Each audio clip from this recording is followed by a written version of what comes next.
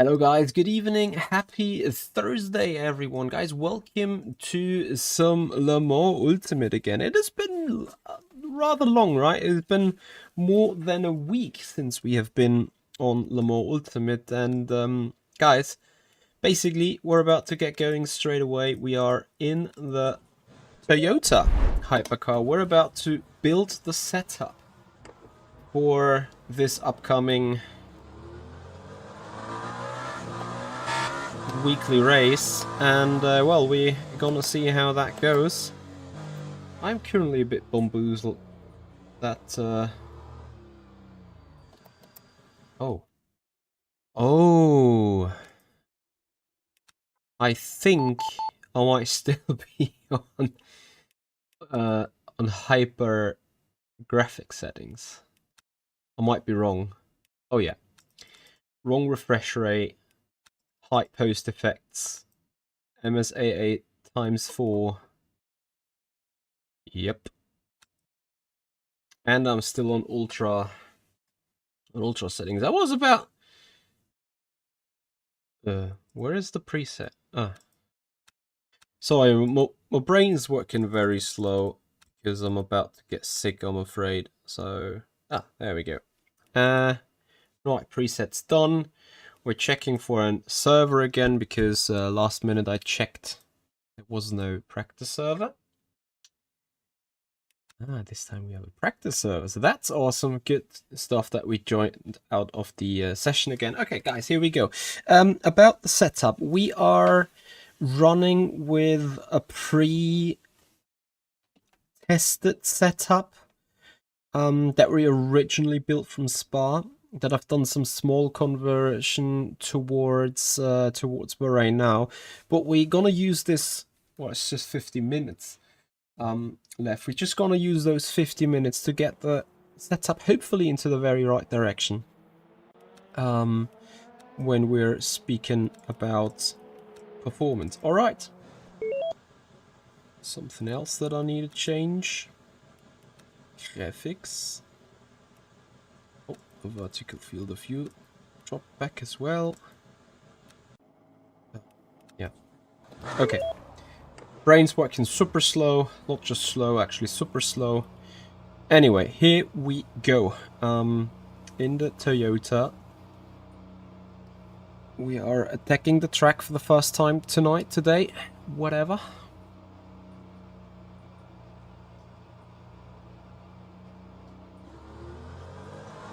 Hey Theo, how are you doing? Thank you for joining. Appreciate your time. So obviously first lap was like no grip whatsoever.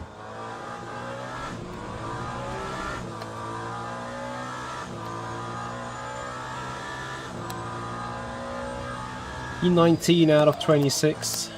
You're rather happy or rather unhappy with that result?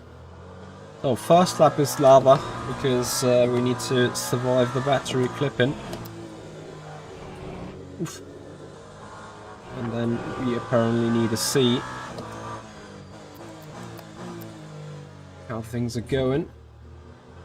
The Toyota is a car that likes to rotate a lot on initial turn-in, so you will see this behavior quite a lot, where the car just simply starts over-rotating, over-steering. Even more right now as we are low on the... high on the battery, not low. As we get probably clipping a lot. And then on the exit usually this Toyota is rather stable. And I'm trying to make that work for me regarding the setup, which means early rotation and then exit understeer. Obviously, as much as we can try driving around it, we can also try working the setup around it a little bit. We'll see how that goes. I have no idea what to expect. We're just going for our very first laps as we are preparing for a 90-minute race here.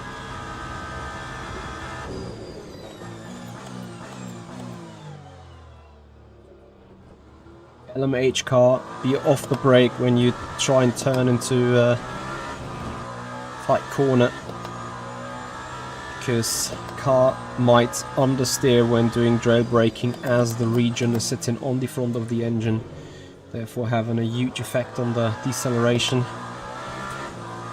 Those are just a couple of few notes that we need to obey when driving a Toyota. Let's see how it rotates around the hairpin. Yeah, pat understeer, but at the same time tires are still coming up to life, coming up to temperature with a medium tire. Oh, yeah, still got battery clipping. With a medium tire, we're expecting temperatures to be around 80, 85 degrees on the core at some point. We're currently sitting at 60. It is a bit odd. Like, I probably need a raising concern in Studio 397. Like, you know, we're sitting in the desert. It has... I have the wrong dash up. We're sitting in the desert. We have 30 degrees air temperature, 24 degrees track temp, so that is wrong in the first place. And then additionally, I think the tarmac in Bahrain is supposed to be really, really rough. I think it's not rough enough if you're looking at tire temperatures and so on. Eduardo, hello and welcome, thank you for joining. Also Liminal Thoughts, welcome to the stream. Was that a bit too late? No, just about right. Letting the car rotate around turn 1. The track limits. There we go. Lap invalid. Ah! No, because we bounced off on the curb. Lap is still valid. But yeah, speaking about the temperature of the tires, they're still coming up to life. 66 degrees on the left hand side. There's still a lot of temperature built up to do, but you should see straight away, as you see the delta, at every corner you're gaining a little bit here and there. Vigo666, thank you so much for joining, welcome to the stream.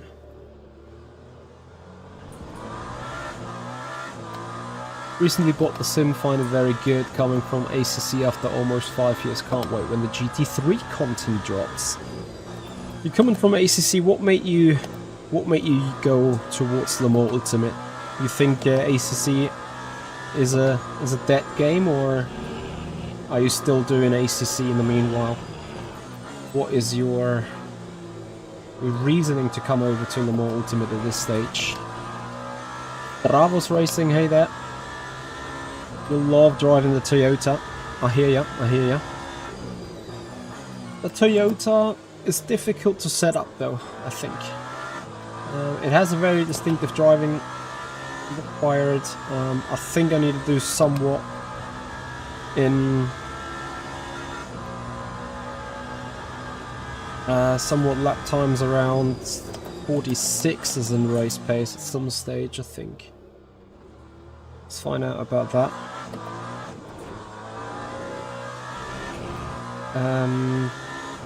What was this now? 47.4. I think I'm still half a second off that. Probably even need to go faster. We'll have to see. I think track is very green as well. Like you see a little bit of a rubber line here, but effectively I believe the track is still pretty without any grip whatsoever. And something that's also not making the situation easier is, like, I think daytime is rather late. Need to check this out. First of all, just get the turn 10 right. This endless understeer in turn 10 is insane though. 7:10 in the morning. So that is also why the track temp is still low despite 30 degrees air temp. But still, that means if that is condition for the race as well, it's going to be interesting, because whatever you might feel comfortable with as of right now on the start of the race perhaps, as the sun goes up, the temperatures rise, the balance might shift, and then you need to be flexible with the ARBs and so on. In this track you say cars needs a little bit more ARB. What is the ARB that you would be looking at when driving? I can tell you what I have here on the setup right now. P2, P2. So pretty much aggressive already.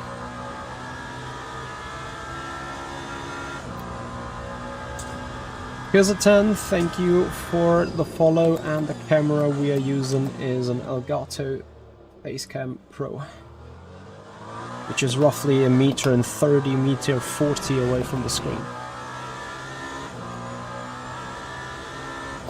And I think that the picture for the position is rather crisp, but I think maybe there would be more performance in it. Either way, speaking about performance, we've improved the last lap time. We are trying something rather crazy now, which instead of adjusting the ARBs, we are adjusting the brake bias into turn 10, 50.1.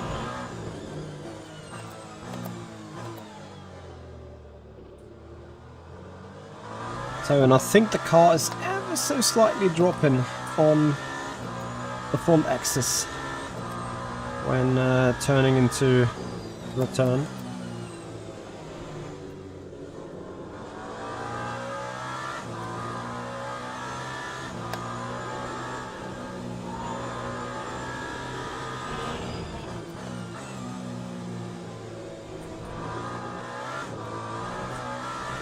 You got P6, P2, or P7 and P3.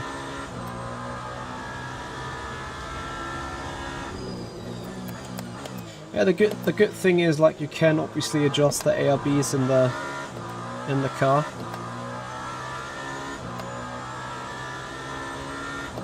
I may want to try P3 though in the front.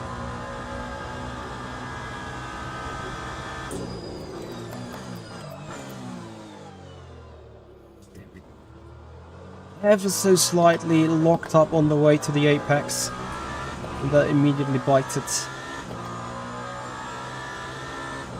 What do you mean weekly or both? Today is only weekly, I think. I might do a WEC special in Fuji over the weekend. Depends on my condition though. Whether I actually turn sick or whether I feel better tomorrow already. You can probably hear it a little bit in my voice, see it a little bit in my face. Had a rough day so far. Lots of nose fluid running and sneezing. Came literally out of nowhere. Okay, car rotated a bit better apparently in P3. FFB in Le Mans Ultimate is pretty decent. It's interesting you say that, because most of the guys that usually do R Factor 2 feel like that FFB in Le Mans Ultimate is just not detailed enough, and they have some point when you're used to the R Factor 2 fidelity of the force feedback. However, I agree with you. Just recently, yesterday, I've been to... Could the sun please not glare at me by the window of a neighbor's house, please? You see that, like it's shining right into my face. Excuse me on the diversion of the topic. Where was I? Yeah, the force feedback. So, I have the same issue with ACC to an extent. Like, as I mentioned, the race we did yesterday, I had serious issues in preparation towards it, to feel the car on ACC, to feel the brakes, to rather feel anything really. And I hope that this is still going to be improved by Le Mans Ultimate, as much as I believe that the force feedback is already kind of fine. It could obviously be better.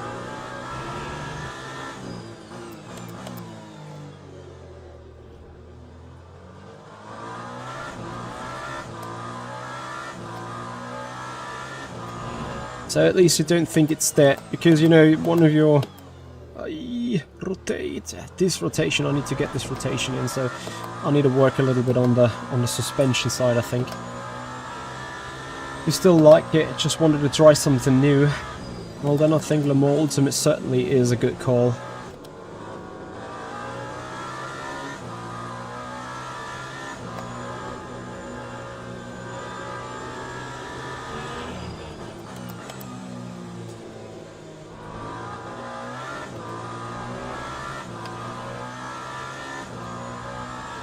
Lately I got a little bit of screen freezes though whenever someone is joining into the server.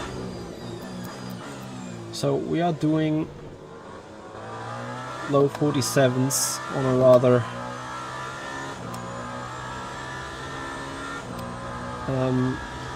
constant basis.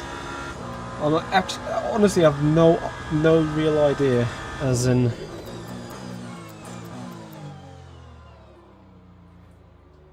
copy. It's like, why break in so late in the first place, mate?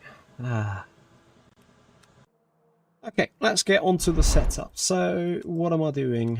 I think, first of all, I decrease the coast a tad. I need a tad more rotation. And at the same time, I need a bit more stability on the exit, so I go stiffer with a power differential. Furthermore, on other things regarding the suspension, I am going to be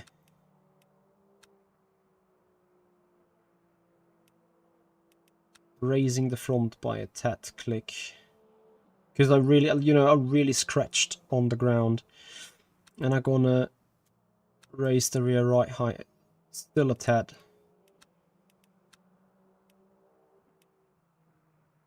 And I go a click softer with the suspension all around. Dampers are almost fine, they look alright. Anti-roll bar. I may agree with you on having a bit stiffer front anti-roll bar. A bit more toe in on the front. And then I guess we try.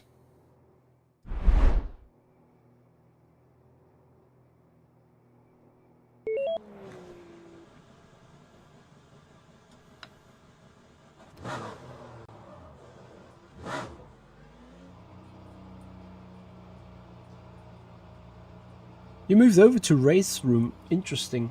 I haven't touched Race Room lately at all. I know they've done a graphics update, but I don't know, the physics just felt a bit outdated last time I drove it, so I don't know what is the situation with them and the physics.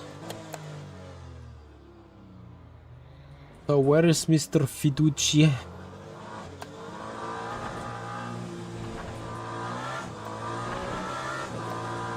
Hey Kale, how you doing?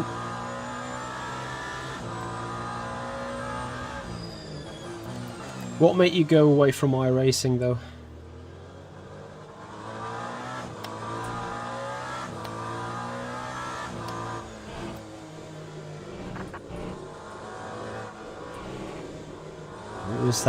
Is that too much understeer now? It's just so difficult to tell as these tires obviously don't heat up in time. Just want to see whether there is actually more rotation on the car.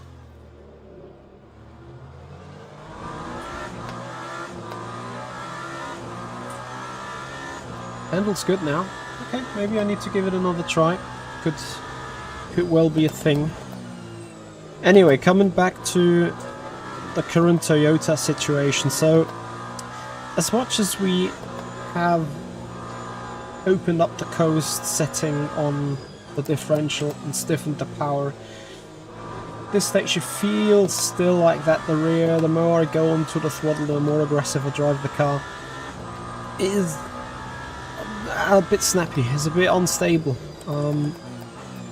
The bad news is I need to do at least, I guess, around 2 or 3 push laps to get the tires and the temperature and see the actual difference in the behavior of the car. So let's see how it goes.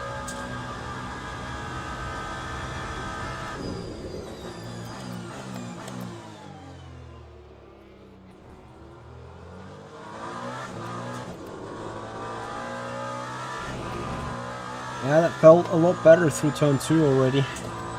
You also see it a little with the delta coming down despite traffic on the exit. Just locked up the front right though.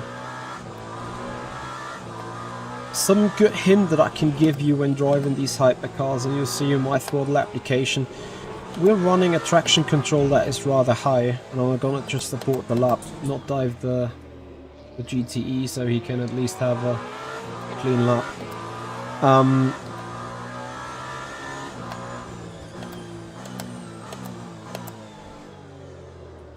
So my point was, you see my throttle application. We're running a high traction control, but there is a tip to really not rely that much on the traction control, but still have good amount of power deploy available, which is a lot of semi-throttling. Like these 60-70%, you really have to feel a little bit from the sound. Is the TC engaging? Is it not engaging? And that way you can still be quite aggressive. Like here in this stage with that type of throttle, despite the car steps out at the back, I'm not giving it too much throttle, therefore the traction control does not engage. And I can really make use of the rotation that's coming from the drivetrain. It's especially important in exit of the final turn, exit of turn 1, through turn 2. So these things are important on an LMH car. Works the same way for the Ferrari. Oh, I locked the rear. Oof, very lucky to not spin into either direction. So can we improve in this lap already? Let's see.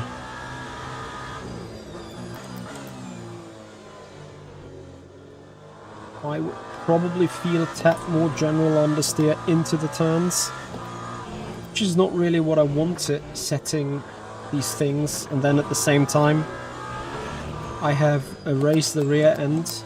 That should also push the center of gravity a bit further to the front, allowing a little bit more rotation. E off the brake. Maybe I'm also over rotating into turn 10 on the steering wheel.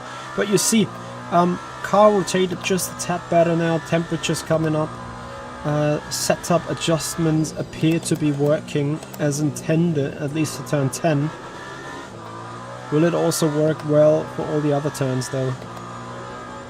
This high speed turn should be a bit faster for us. As we put purple sector 2, Binala to get out of the way.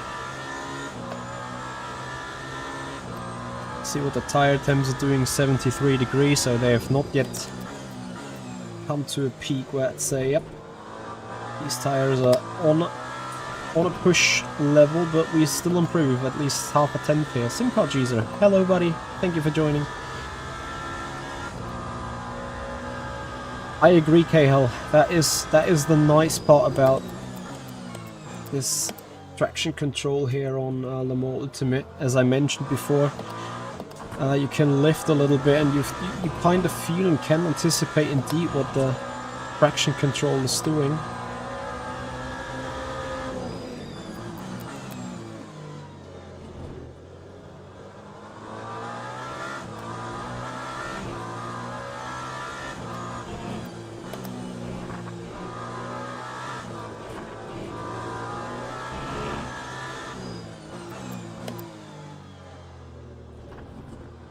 I guess I'll need to take the actual turn 8 a bit tighter.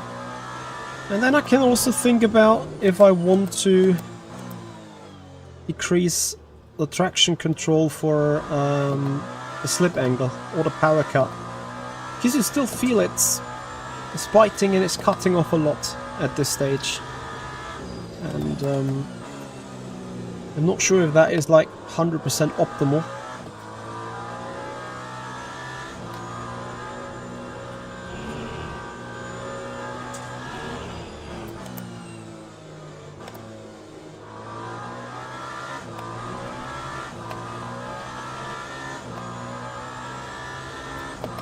Thanks a lot, bro.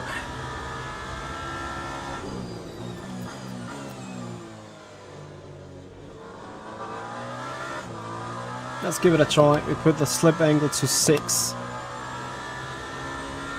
and the cut to 5, and then see what the overall traction control is doing with this.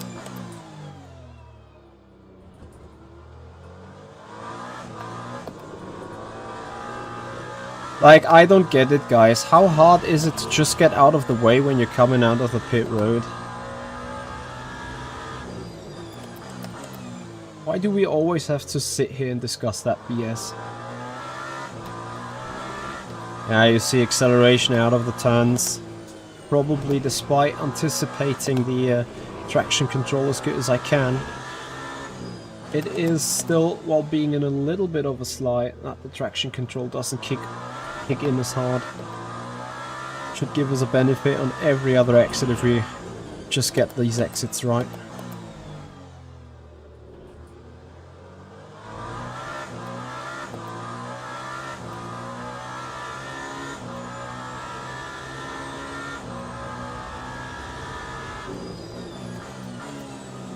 And if you guys appreciate the content, if you love all that side information and enjoying the progress with setting up the car, getting ready for a race, then please guys consider becoming a subscriber on the YouTube channel. Follow us on Twitch if you haven't done already. I feel that the overall car is a bit more tricky to drive on the exits now.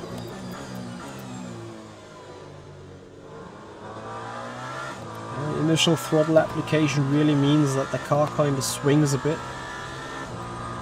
But, effectively, 46.9, despite turn 2 shenanigans.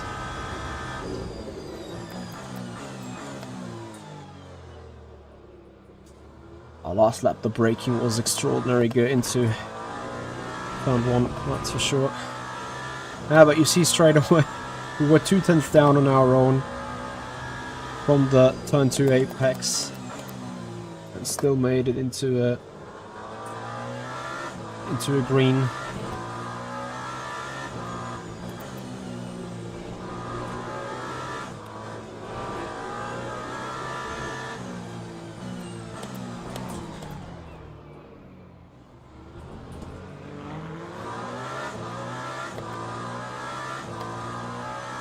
It is not particularly warm on the track right now, no.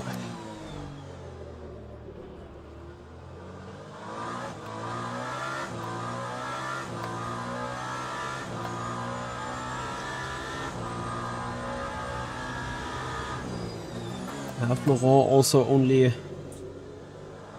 2 or 3/10 away with the Porsche. In hindsight, we have at least 3/10 on the lap.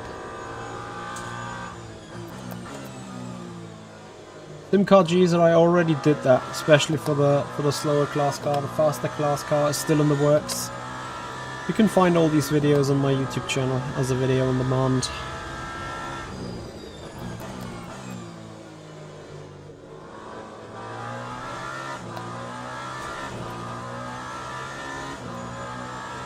So 25 minutes to the race.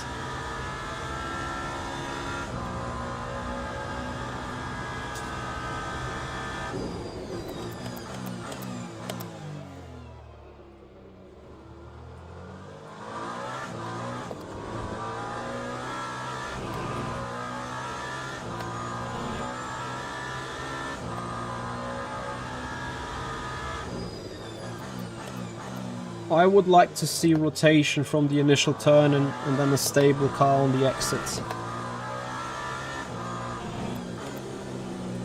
Something that I think we are getting closer to.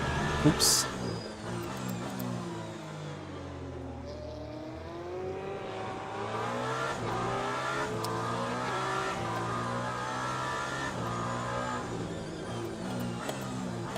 Something that rotates nice into this turn 10 and then still kind of keeps rotating alright on the exit.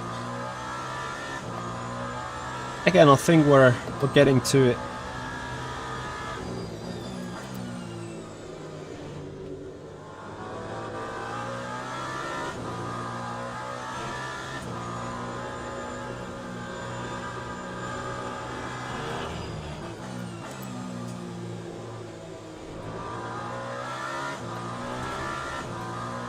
Good evening, MD. How you doing, buddy? Thank you so much for joining.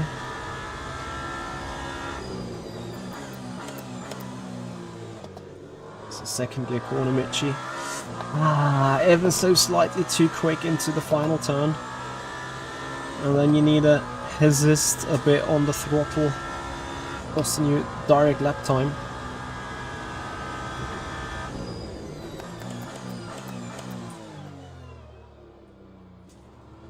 I know a lot of people are hating this this hairpin, but I think it's tactical, you know.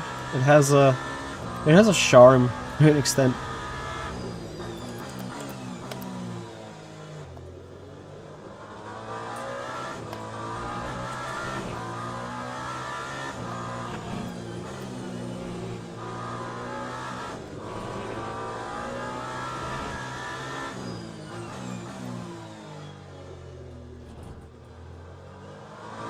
There you see how much traffic is just intimidating.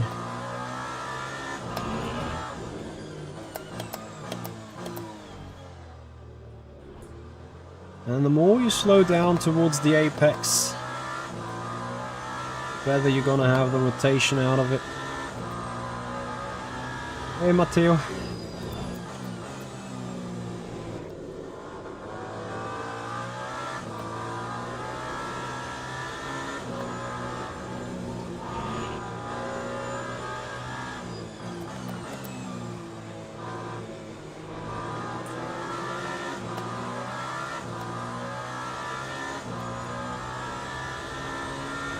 Rakuza, you're absolutely right about that. That feeling when you just get the hairpin right is amazing. I don't know, I haven't spoken to him because I wasn't even sure if I'm going to do racing, and I'm even not 100% sure if I will still race as of right now.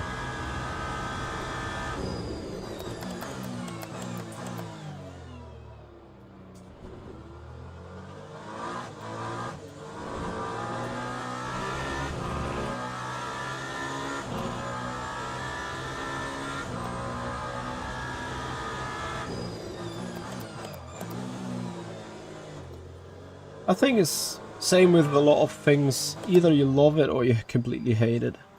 What I hate, for instance, is the fact that I can't get the tires up to temperature. It's just disgusting. Okay. What am I looking for?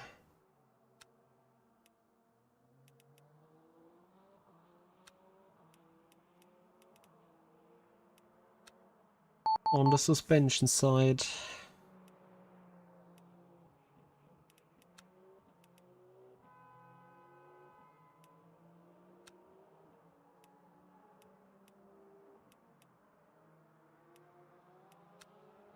Maybe I still need to raise a little bit the rear right height a tad.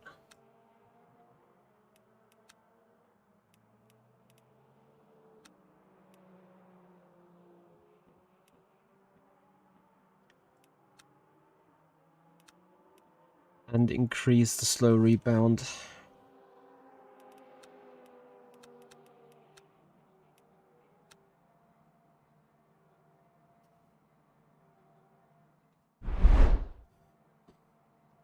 So, let's get out. I hope with the changes that I've now imposed on the car that I still get a bit more rotation in the low speed turns. And also up the hill when we're talking about turn 12. But at the same time, I hope traction to be a little bit more improved. Those are the things we're currently looking at. Where I'd say, yep, the car needs improvement. So let's see how it goes. Whoops. I don't know, for whatever reason I absolutely liked Bahrain from the very get-go. I'm looking forward to Circuit of the Americas though, holy moly.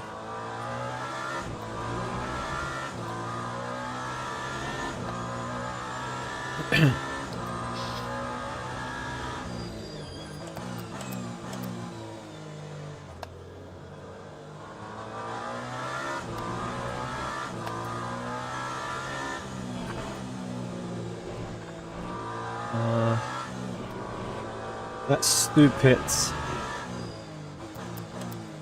clipping of battery.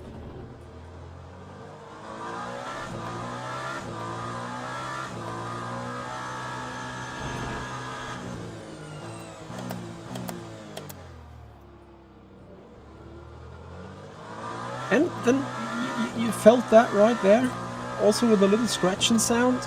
I'm just bottoming out with the front end chassis on the turn 10 apex.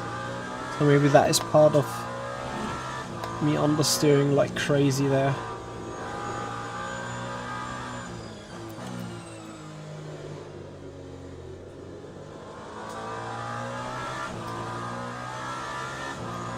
I agree, MD. I agree. Titanic, hello, thank you so much for joining and welcome.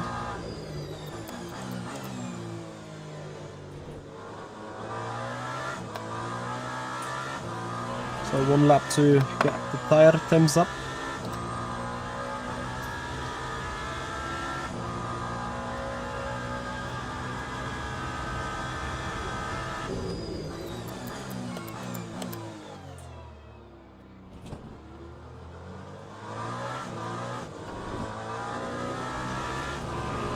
There's a little bit that late swing that now comes from the high rake. That obviously is a bit suboptimal. Could also mean braking into turns could be really aggressive now, as the center of gravity is sitting high.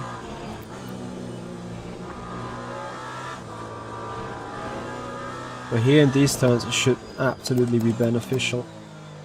We'll really need to adjust the front end a little bit more as well, so that we're not grounding too much on all these curbs and all these bumps. But first, of course, we are looking for ultimate performance.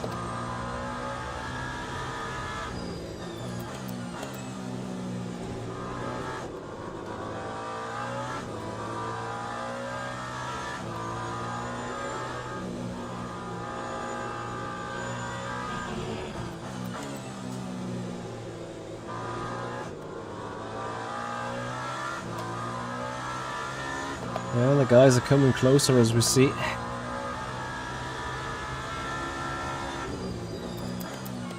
What we know here on that final turn, there is probably a tenth or so.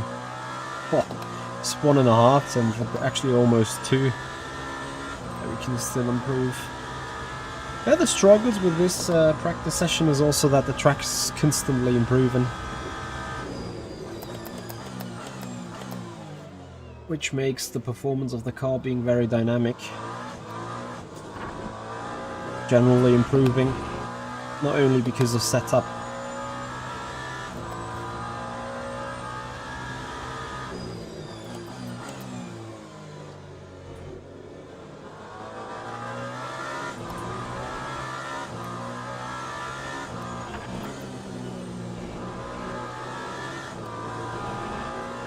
Oh, look at that chicane.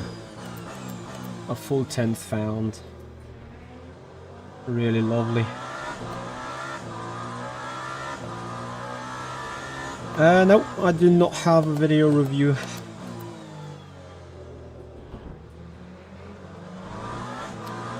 In fact though, we might see some unboxing tomorrow, or over the weekend at least. I ordered some stuff you guys might be particularly interested in.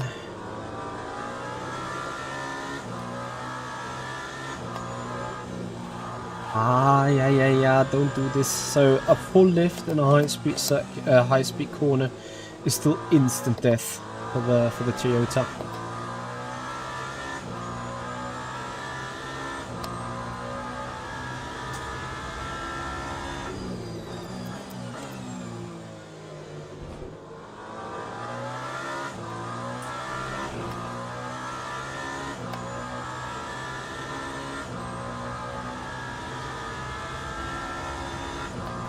Hey Marvin.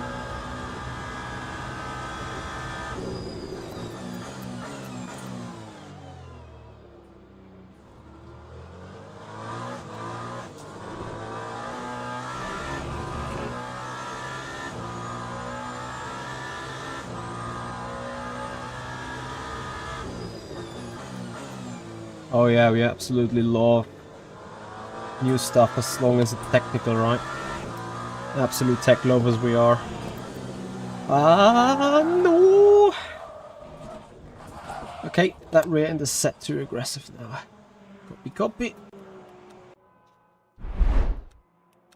That rear end is set to aggressive. What have I changed? I changed this.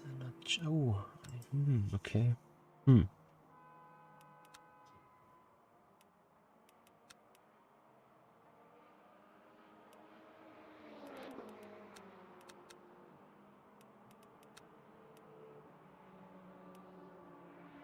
Went up.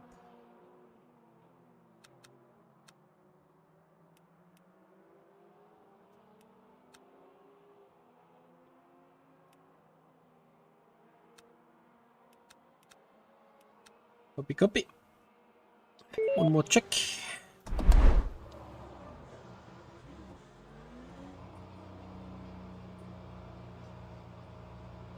No, that room is basically a dedicated office and sim racing room. So it is my working biro for my standard 8 to 5 job. Like on the right hand side over there, you would find the office machinery where we've done the streaming for the subscribers and the members only from. As that is the... sorry. Something has happened to my rear mirror looking wrong in the sense of field of view. These cars look pretty stretched and very far down. If you get what I mean.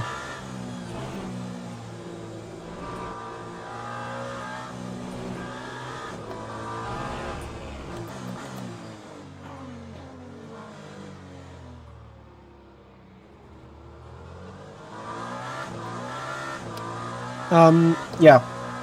So it's basically behind the board that you see is where you enter the room, and then behind the door there's straight away the wall. It's like 11 or 12 square meter room.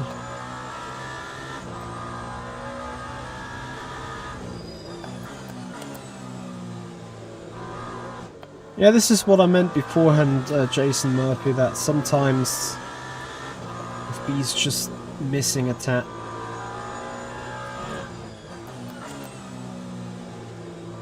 Missing a tad of detail.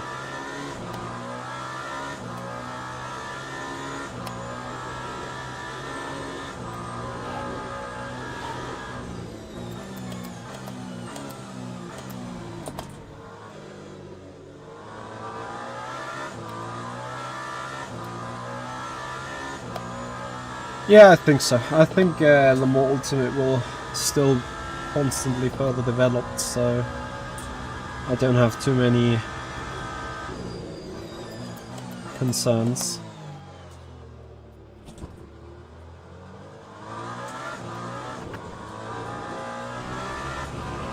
You can try to heat up the tires as much as you want. Lap 1, they are still not there.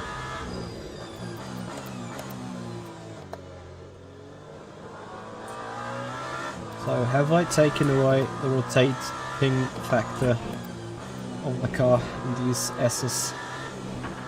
Feels like I have. Then I'll probably need to still wait till tires are completely happy with the temperature. What is my favorite hypercar right now? From exterior looks and chassis and model, it's clearly the Ferrari. Looks the most flamboyant and the most hypercar of a hypercar. From a driving perspective, I'd say the Toyota might be a tad easier to drive, a tad more forgiving, unless you are driving up the hill, or unless you're not the hill, you're driving up a fast corner and then lift, which might instantly kill you in Fuji in turn 3. From the complexity of the driving, the Ferrari is certainly more tricky to drive really fast, whereas the Toyota is the car that is tricky to set up for driving fast. And I agree with Joss, the Cadillac sound is just pure madness.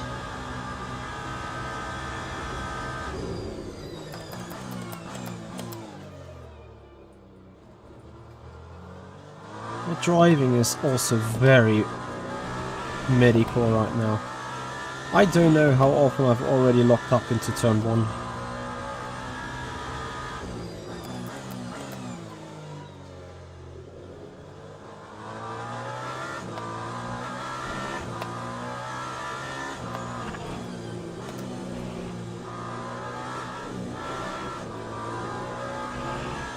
No, for whatever reason I cannot get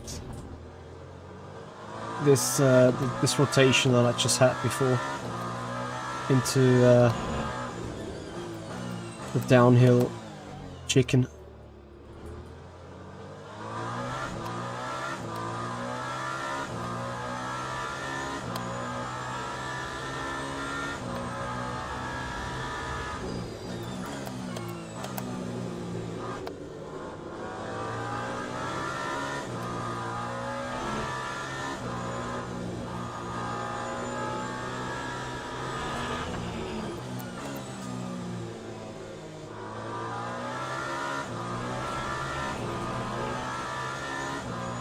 The sad story is we can still make this a PB if we're pitch perfect into the final turn, which we're not. And still almost got it.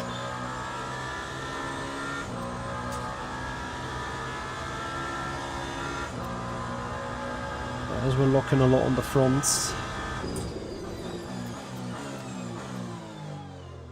This is so dangerous as you can quickly lock up on the rear.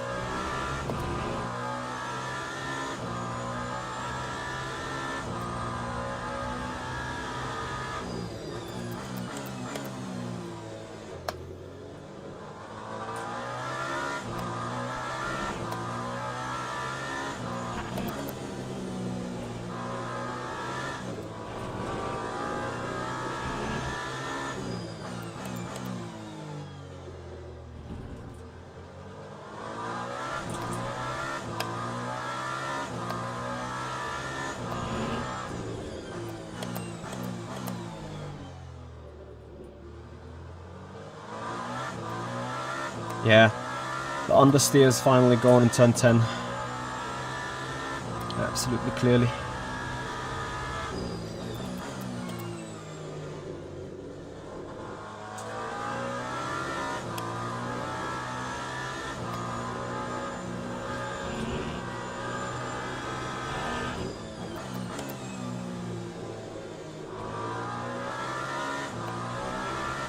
Much better balance overall.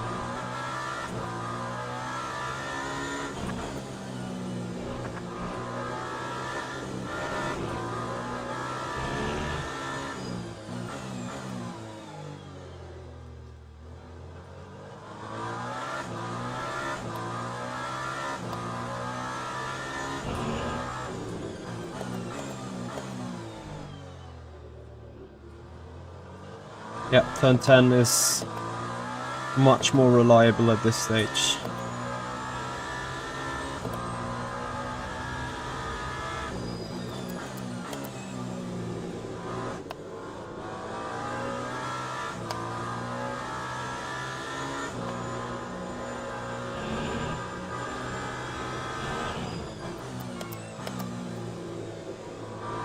This corner is a bit dangerous when turning in, but if done right, it's absolutely superb.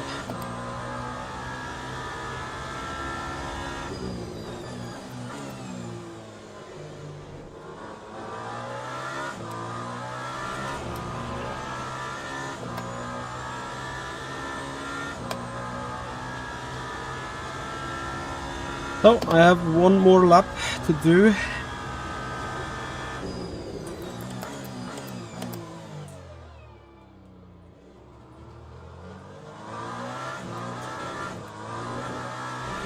But I won't finish the lap, I guess. Because we're going box box, park the car, learn the pit entry. What I like with this setup right now is you can still brake pretty deeply into the turns and pretty aggressively. Not that you should really do it and try maximizing it a lot, because an LMH can also bite back as quickly as an LMDH, on the brakes at least.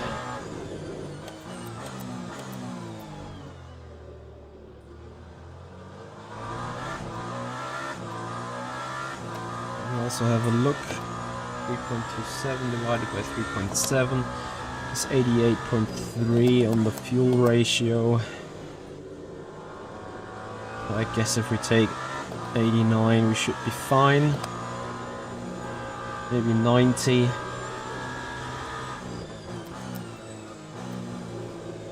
Maybe for this turn 13 is actually wise to do a little bit of dray brake and to have that little bit of front end hesitation when it comes to rotating into the turn, because I will show you this in that final turn a bit. Whenever you're still on the brakes, you see the car just understeers, and that is because of the dray braking effect, which means in hindsight, if you are dray braking into turn 13, you would completely release the brakes. That would mean you would suddenly start snapping and spinning. Suspension. Yeah, I leave the suspension as it is, I think. Should be a good one.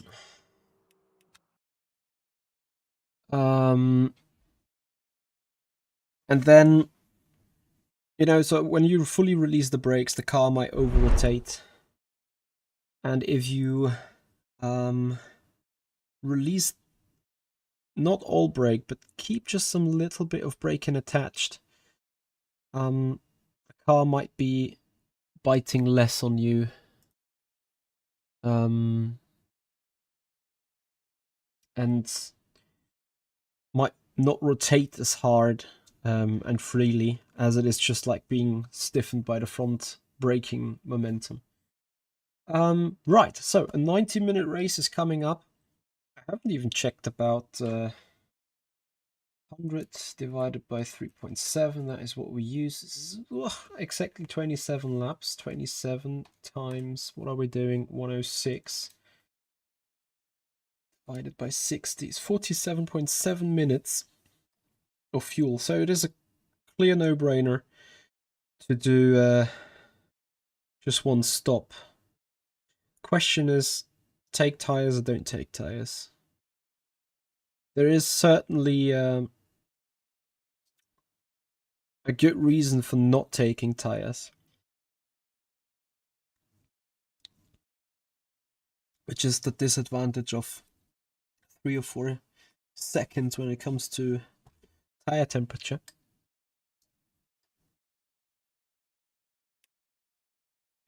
Yes, Jason, these races surely give a good amount of ratings. Right, if you appreciated the way this setup drove in the end, then guys, be assured the setup is going to be uploaded on our setup shop, www.improveyourlaptime.com. You can find the link down in the description area below. That said, it should obviously pass quality control now, and quality control is going to be this 1.5 hour race. We want to see good and steady balance.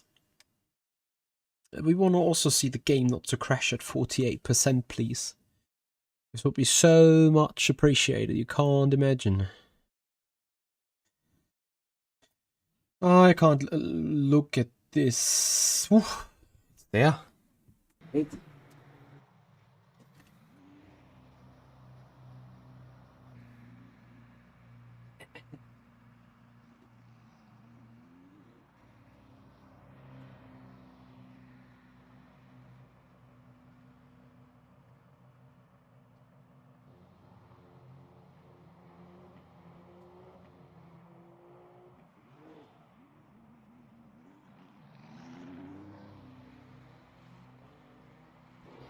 Don't you worry, I'll be right back.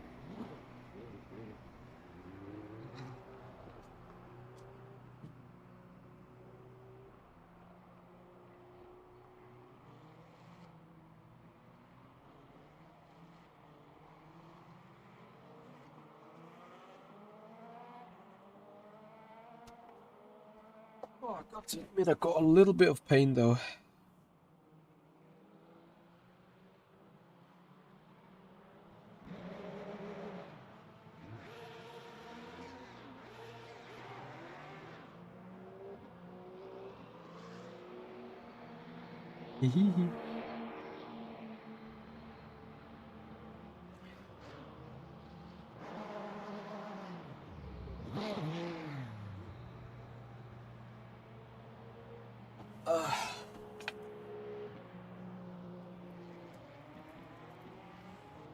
Yeah, DOK. We expect that to be the case, but we haven't seen yet. So, on a 12-minute session, load a sign.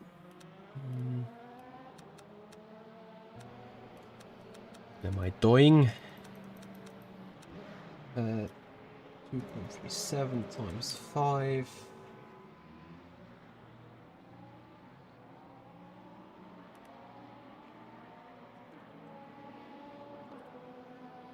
I think we need 23 liters of fuel. Okay, I go for a quick pee break and then we're gonna get going.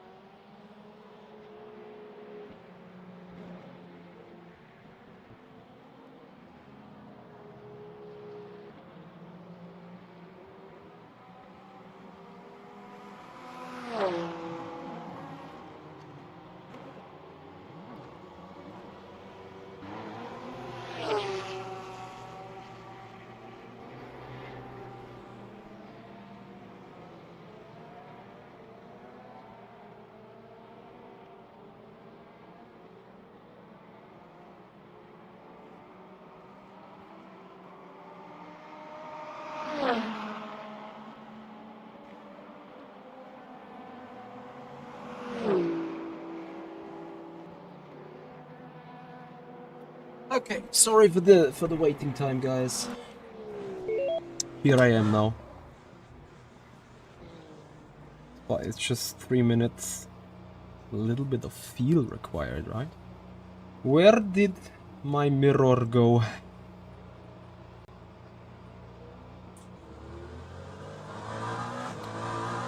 Hey Jankish, how you doing, buddy?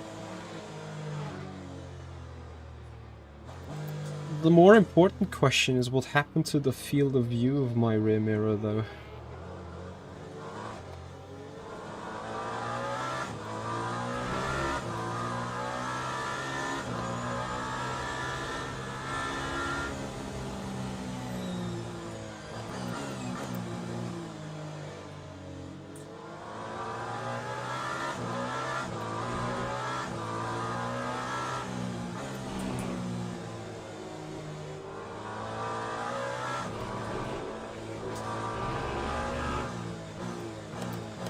You have a lot of family problems. Oh boy. It doesn't sound too nice. You had a fight with someone or a dispute? Yeah, anyway, this is none of my business, sorry for asking.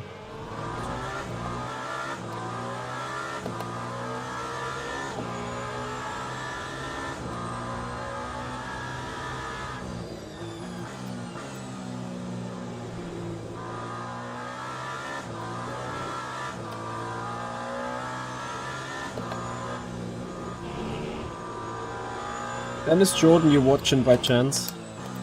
For quali, I am looking for a mid 45, maybe a low 45.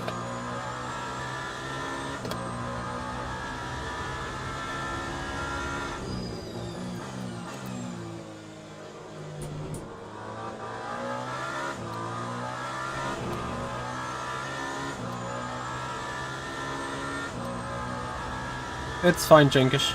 It's fine. All the best at this stage.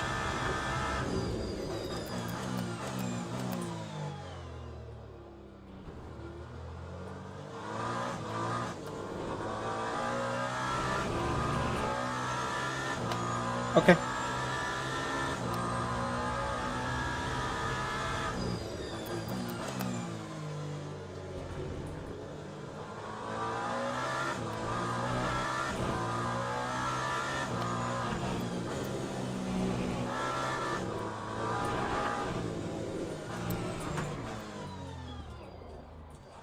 All right.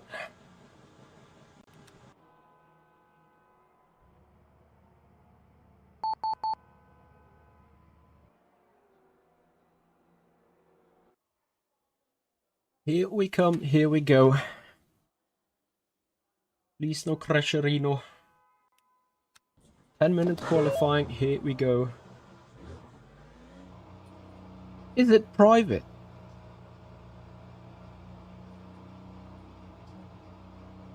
I am amazed. Just want to quickly check something on the graphics though. Something. Default view, mirrors on. Isn't there an option for a wide mirror or something? Something is odd with that mirror. Whatever though.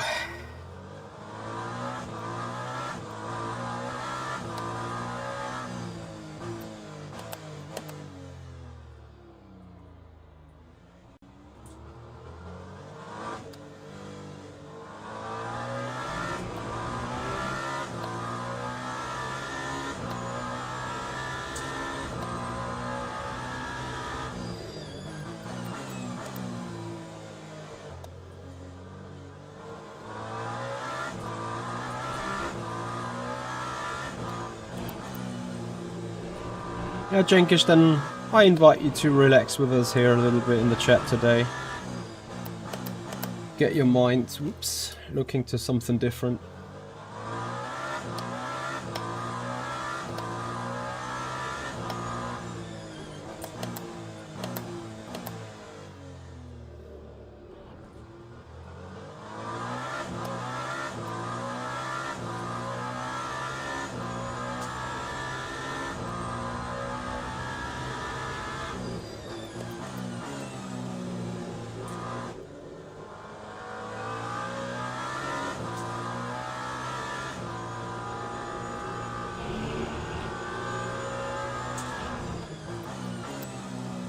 Alright, so qualifying is up.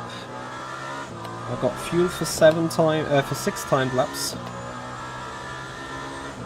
Let's hope we have at least one good one in it.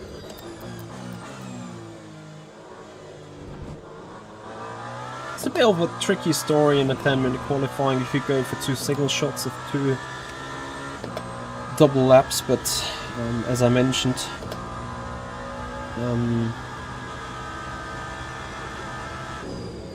tires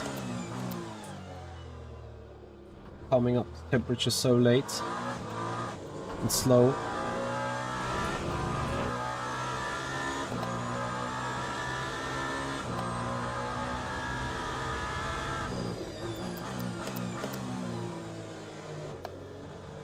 We better have a couple of laps after each other. No? I think that was more a driver skill issue when we spun to turn 6 in the free practice rather than a car issue. So simply not allowed to be too strong on these brakes. The turn 6 entry. Oh, what a rough lap.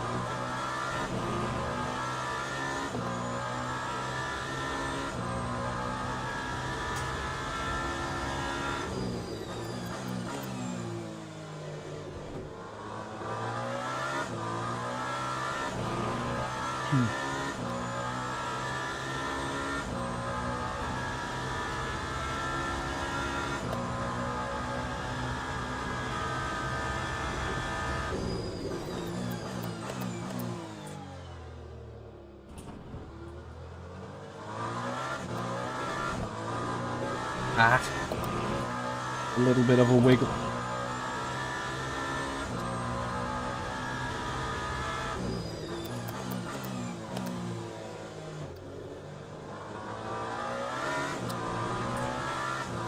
Also not optimal. Oh god. Mitchy. This is very bad. Not getting any braking right at the minute. Not at the slightest. Great. We love that.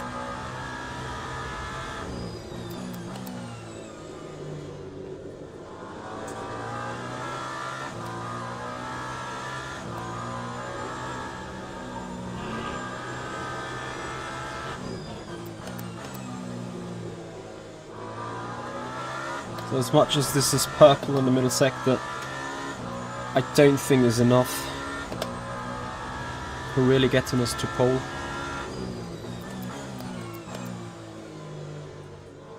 Good news is you have 4 attempts left on fuel and at least 3 on lap time. 1:45.7.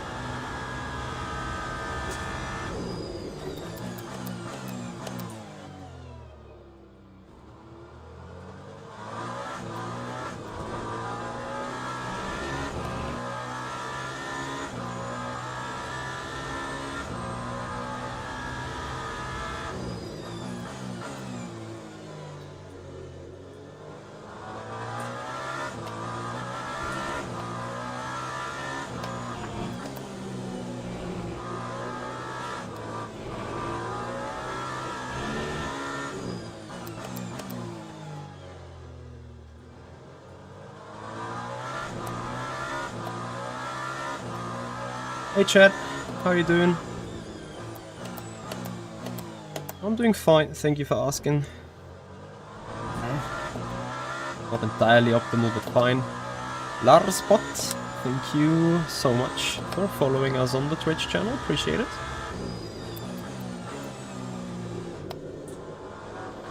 Welcome to the stream.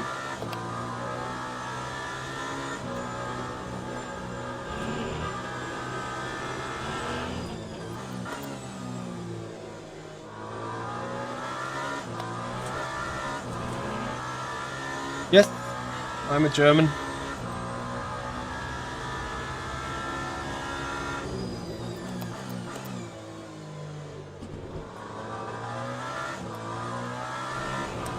So 3/10 improvements.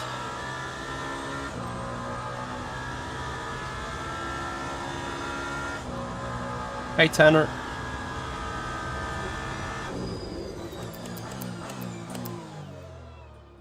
We're at Bahrain and we're in the Toyota Hypercar.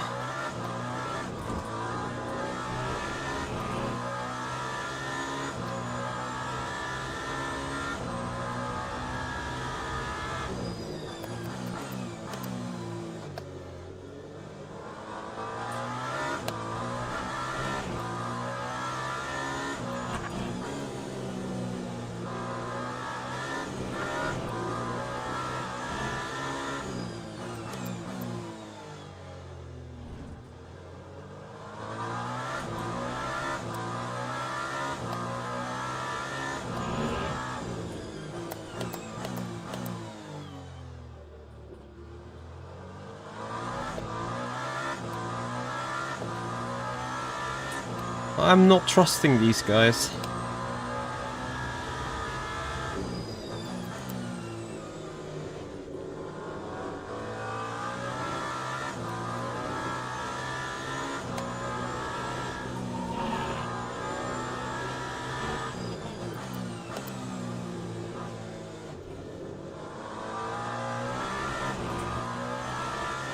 So I think tires are at the peak. Laurent's done.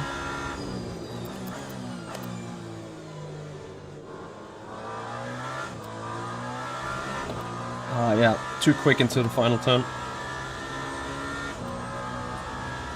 And we go for the final lap.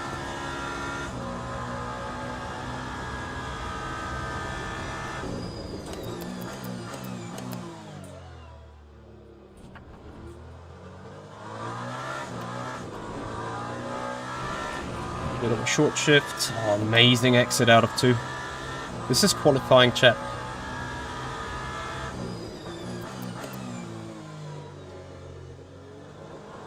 Hence we are a tad more silent.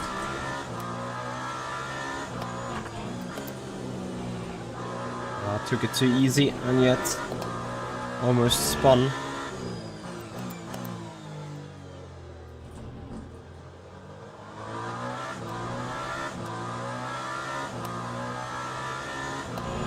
Do or die. Let's die. Oi. Oh. I mean, I did not spin. Well, maybe this is still on. Matteo done as well.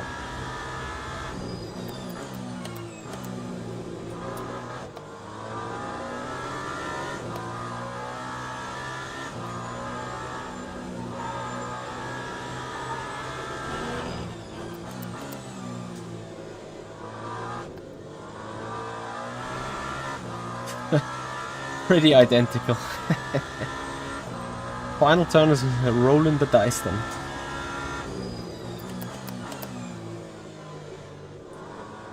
Much better, I think.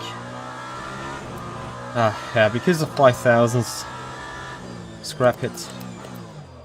One more drive into the pit lane and you better stop the car in time, Mitchie.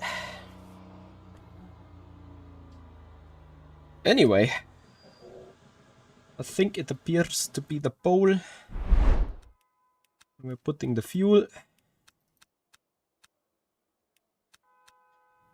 We can go.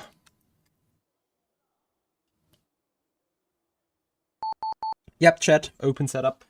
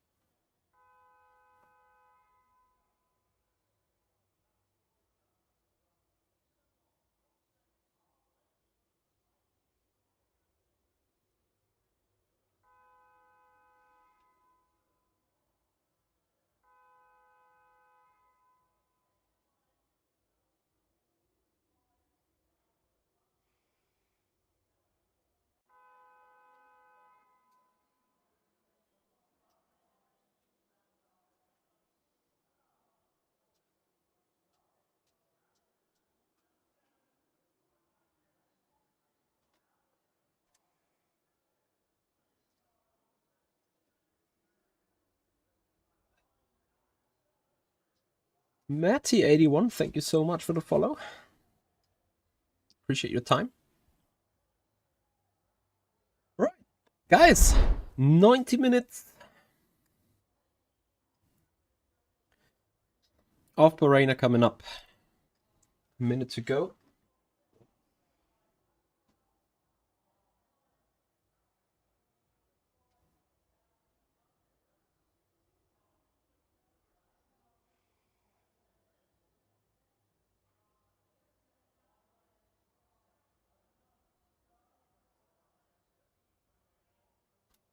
If I gotta admit though, I'm feeling a bit dizzy. So it wasn't probably the smartest idea to run. Andre Jan, thank you so much for your sub on the YouTube channel. Appreciate it.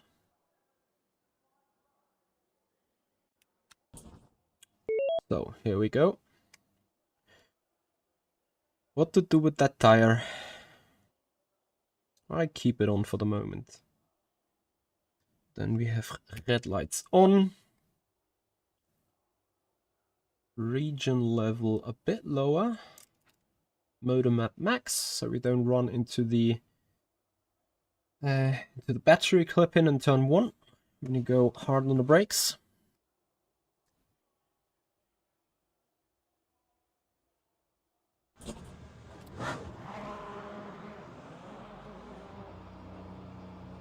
And then we go racing, guys.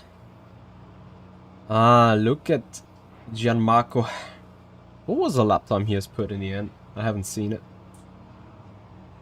But that spices up the things a bit, I think. Alright, maximum focus.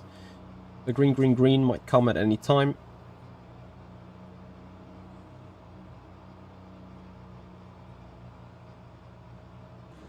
Green.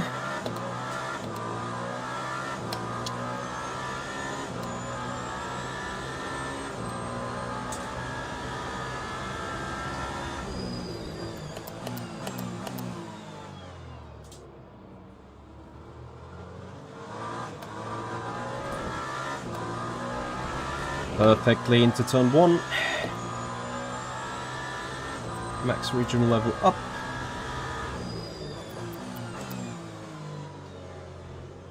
Motor map down.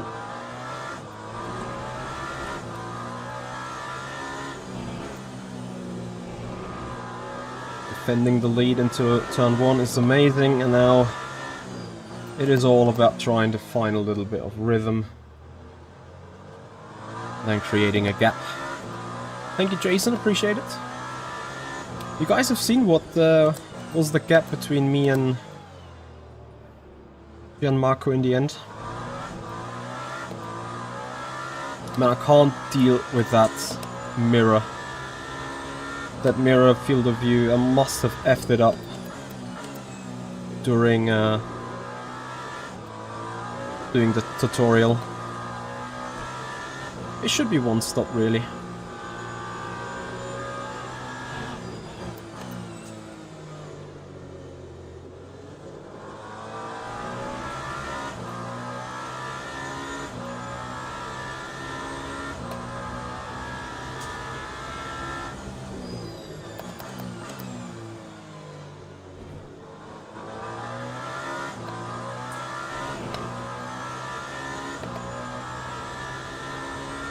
What a field of view. 418, so it was rather close, right?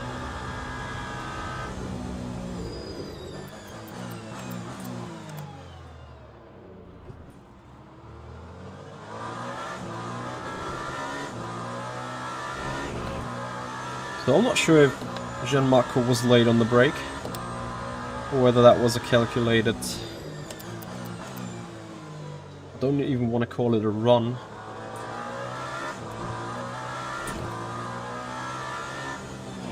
Tanner, it is Bahrain, not Portimao.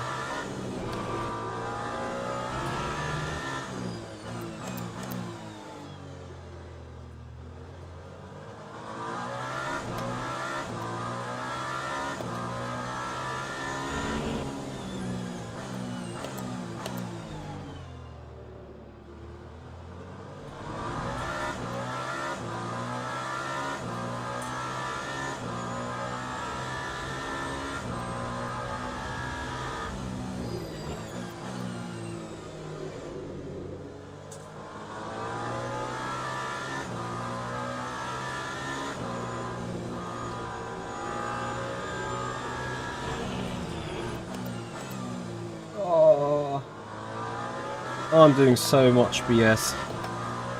Missing every other turn in an apex point.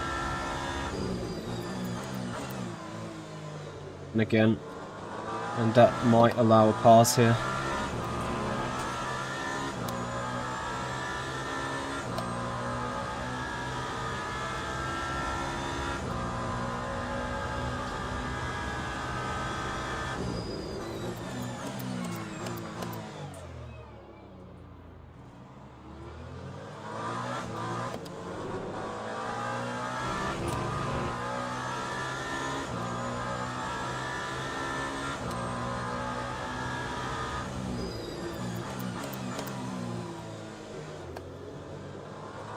Okay, now we've done all the BS, now we start driving, okay?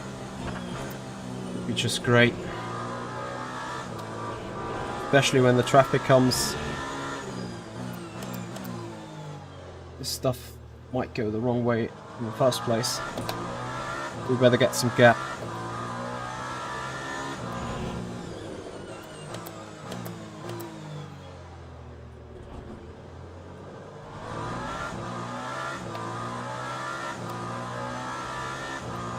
Whew.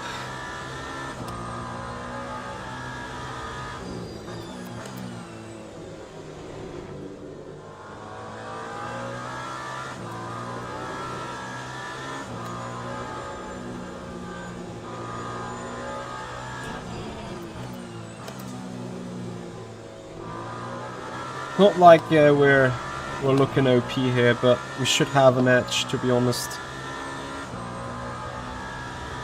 And that edge, obviously, I want to defend. Something where we seemingly not have an edge is the brakes.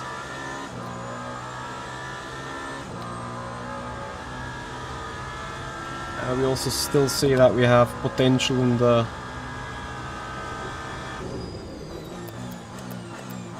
lap time. Yeah, I need to change brake bias, I can't help it.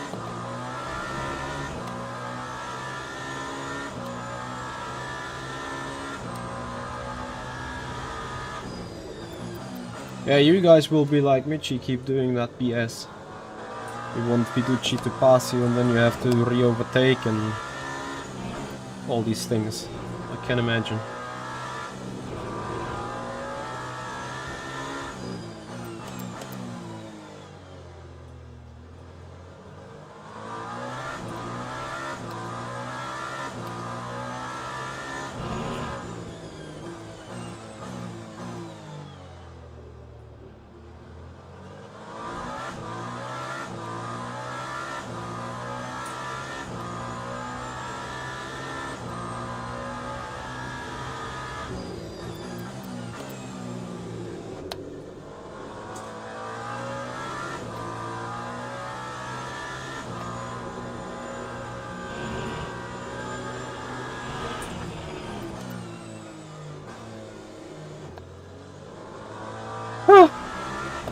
Breathing space. Love it.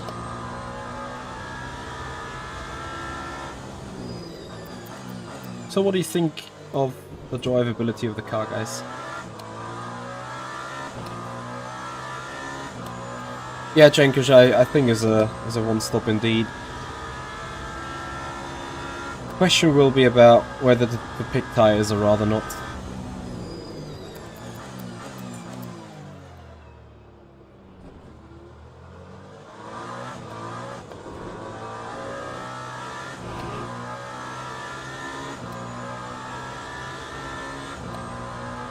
Understeery. You think the car's too understeery? I think it oversteers pretty much, especially on the exits. Look how often we're coming out of turns with the neutral steering.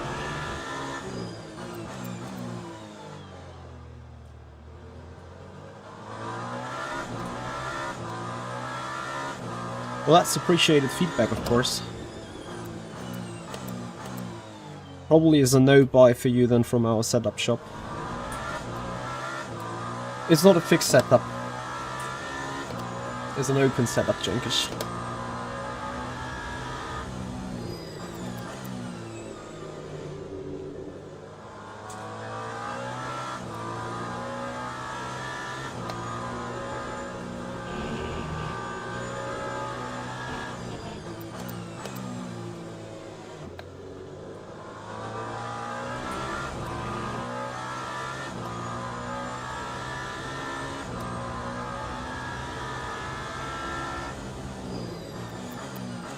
The fast chicanes, you mean turn 6 and 7 or turn 11 and 12?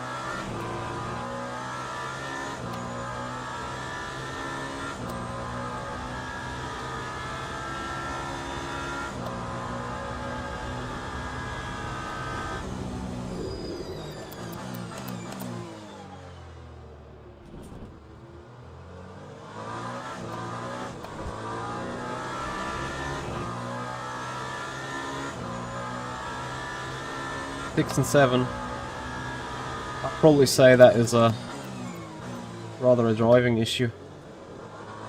Perhaps, I don't know.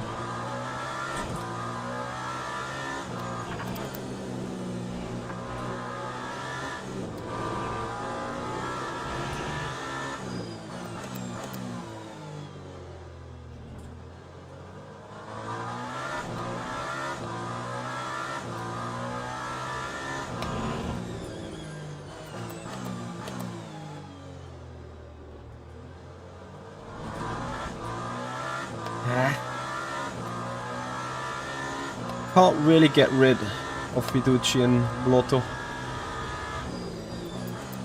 I mean, getting rid is the wrong word, but it can stay close.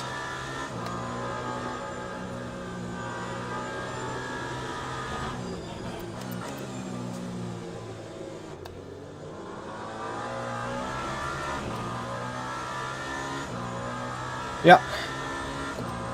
I think the issue, MD, is what I would probably agree on is that the operation window of the car is maybe a bit too narrow, is a bit too wide.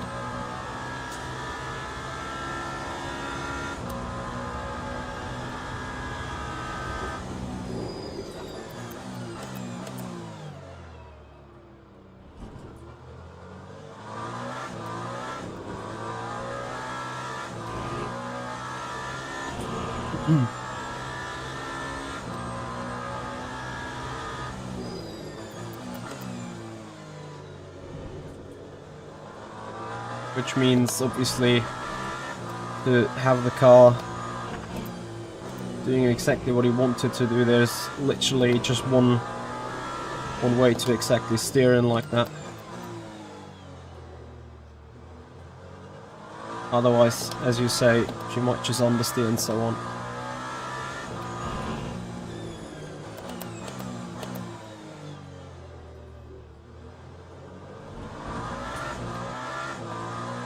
Team D Balosh, that is absolutely right, this is a 49-inch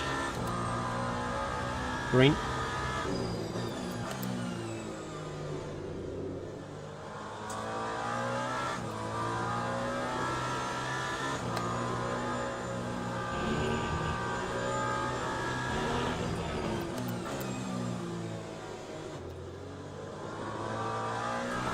So here come the traffic.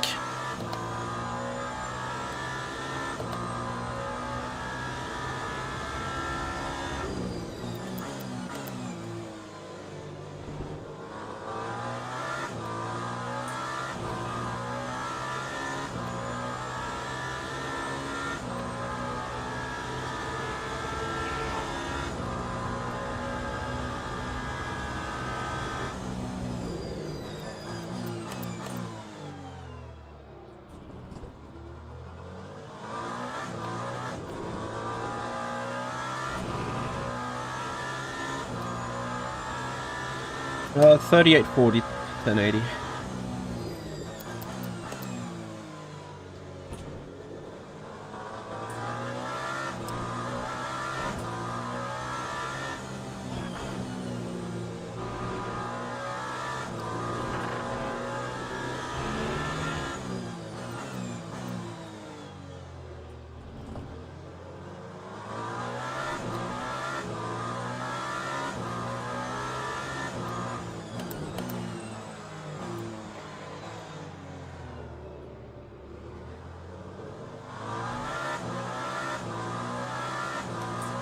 Send him my tutorial, please. Thank you.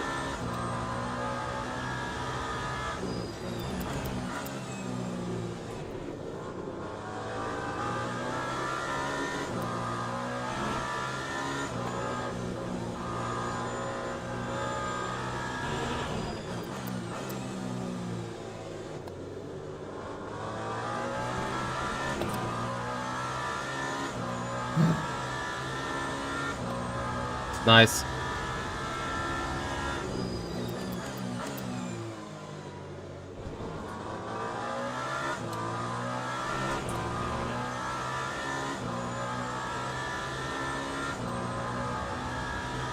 Also,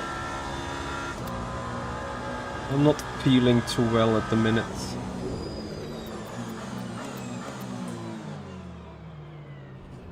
Something's acting up in myself.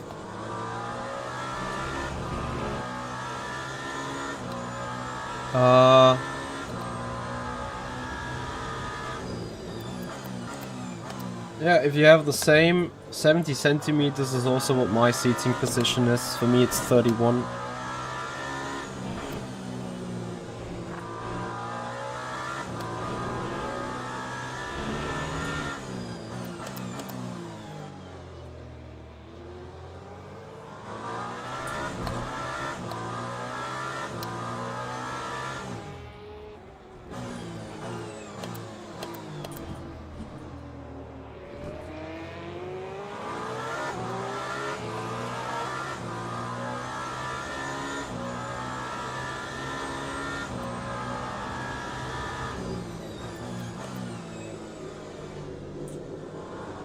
I was about to get really furious with the traffic.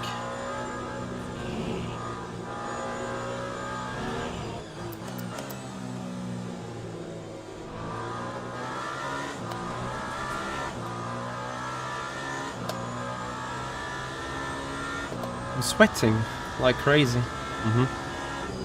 I don't feel like that. I just feel my nerve system going completely nuts. For whatever reason.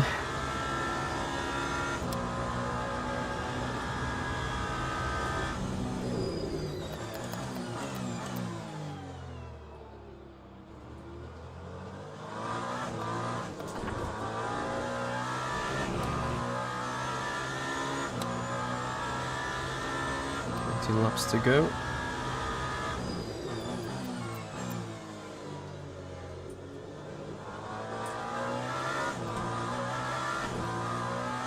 My hair looks that is the hair gale, or the wax, how you would probably say. That is keeping them in shape. That has a wet look effect, of course.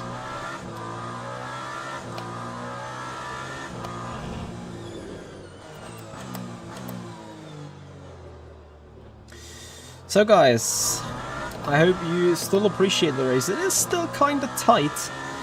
As much as we lost Matteo here in a lap, Gianmarco is still way too close for my comfort. And he'll be probably pushing big time. He'll be like, what is this Michi guy doing? I would be so much faster in a Toyota. And I would be, yep, probably right, because I'm driving Auto BS.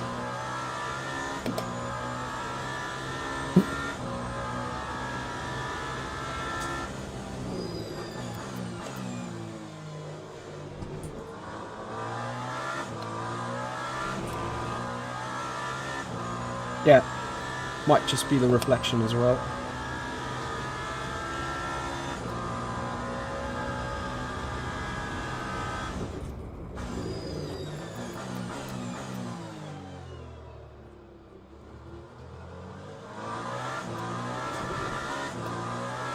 Even onto the danger that I completely go spinning now.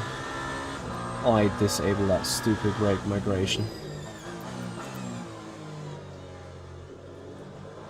That should perhaps fix a little bit of understeer into a braking zone. Like every time into turn 1, I turn in and nothing ever happens.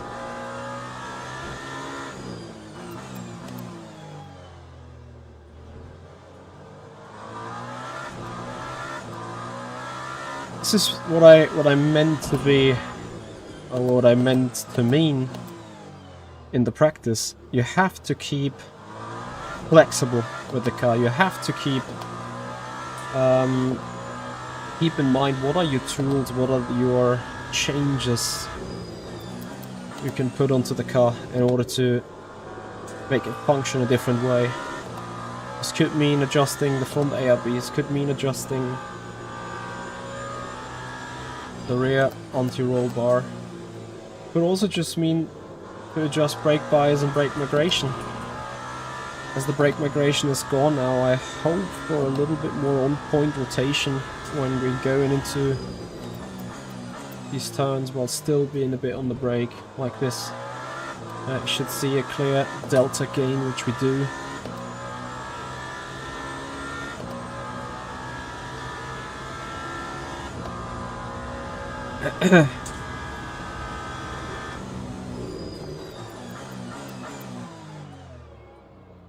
Obviously, if you do that stuff, can't be saved from that with neither of the settings.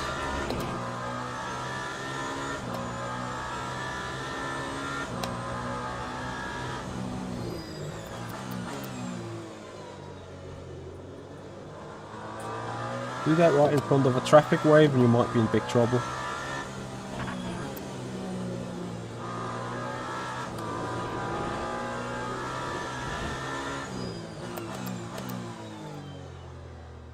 What annoys me the most though is that means he is on a draft.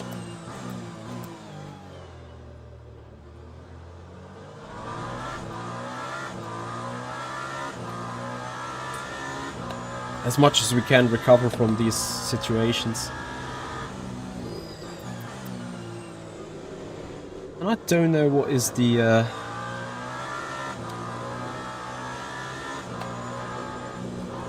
man, my nerve system is driving me complete nut.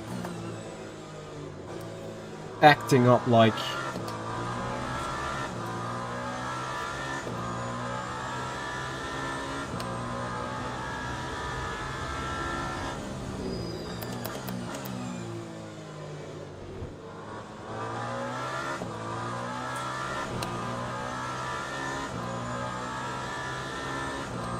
I don't think so with a tire.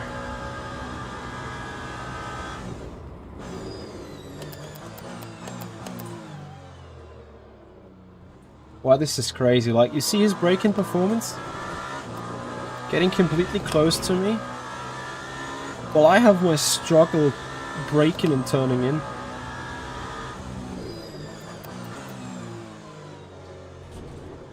His car smiles better on the brakes. I can't remember if Yanni said something similar about the Puck. That it's fantastic on the brakes.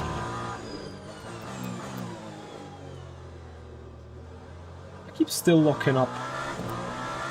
Like, I see it on the LEDs, obviously.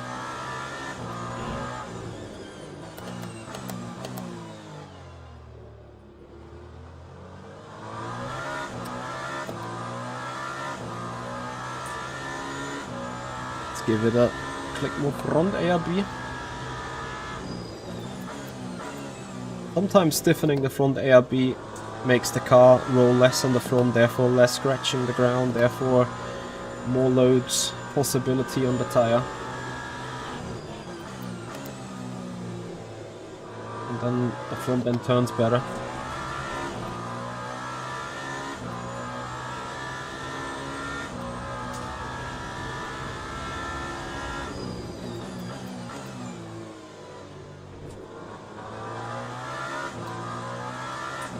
Certainly it should give better traction.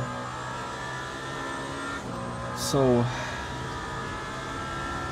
15 laps done, or 14 laps done.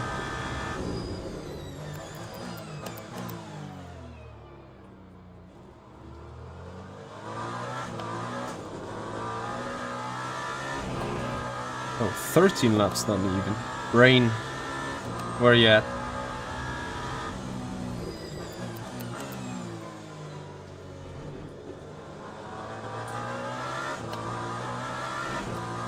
Nope. I don't know when the big next update's coming.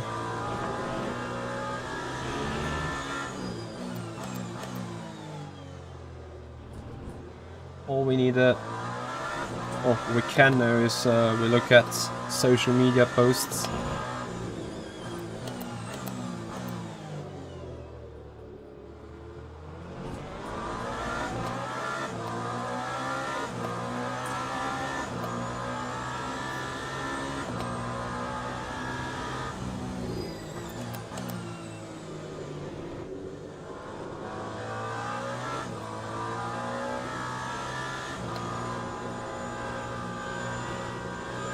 Some say 2 to 3 weeks. Okay. Yeah, I don't know.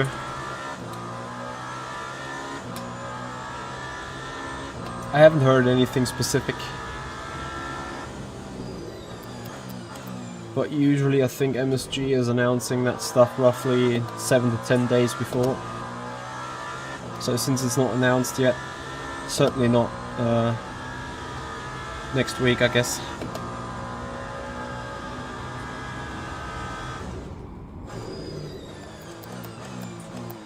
Maybe I'm also mistrusting the brakes too much. Maybe they can do much more than I think. Oil temperature certainly can do much more than I think. So air temp's just gonna get warmer.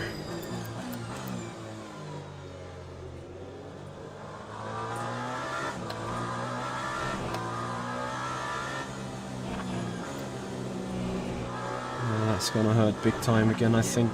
Oops.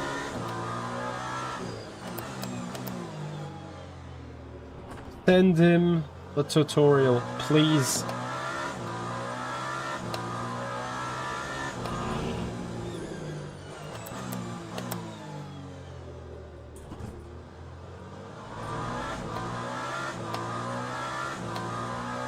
So, I see Florent is constantly checking in on us.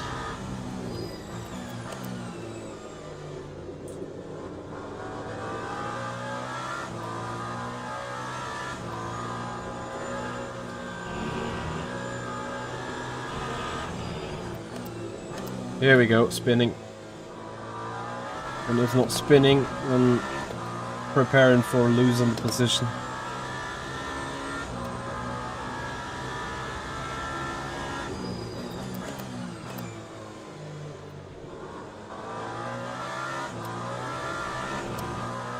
I don't know why I have that big of a struggle.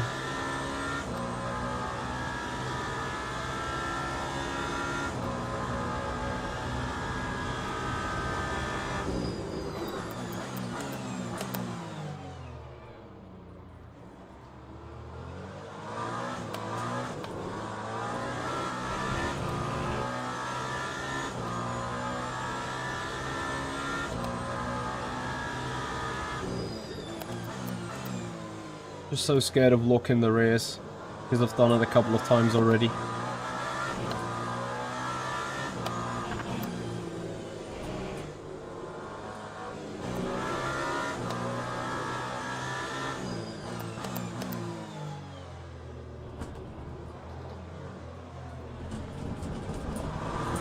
Nice drop.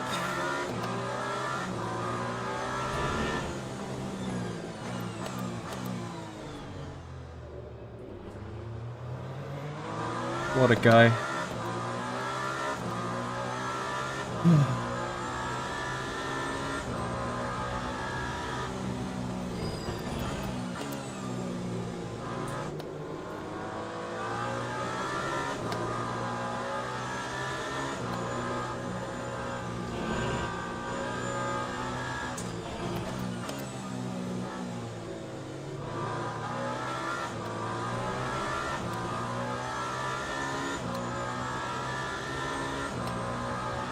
Nope, they don't penalise that.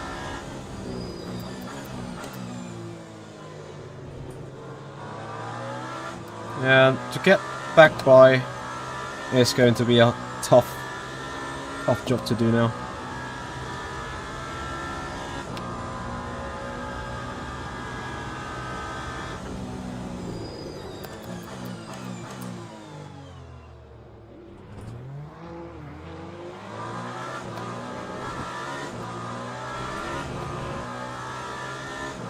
But I guess traffic's gonna allow that as well.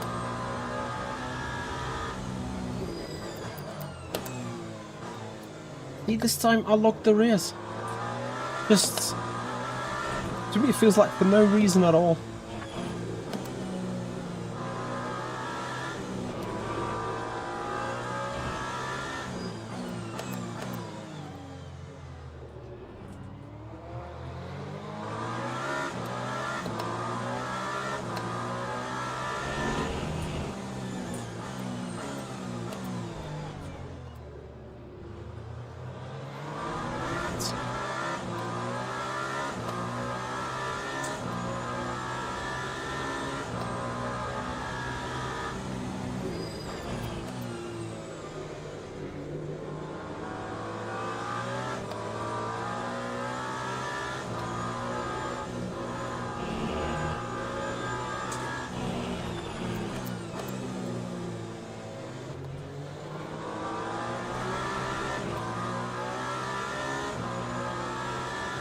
He's doing the same little mistakes that I've done.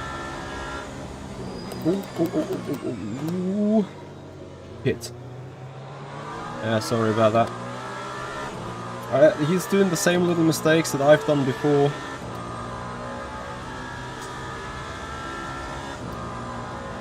Man, if I did not do that, I would break in so bad.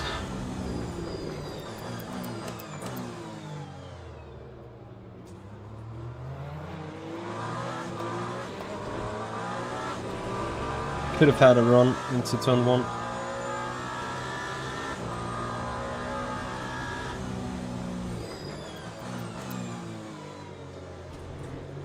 That Ferrari hurting me now?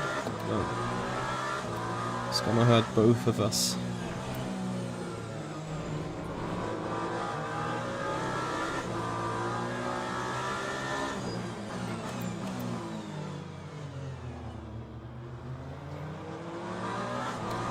Damn it.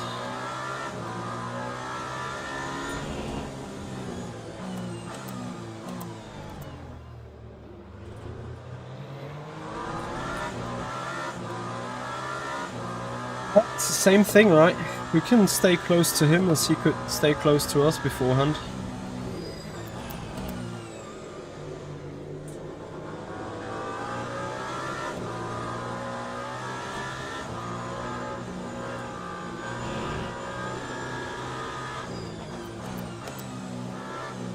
Oh, damn it. That rhythm.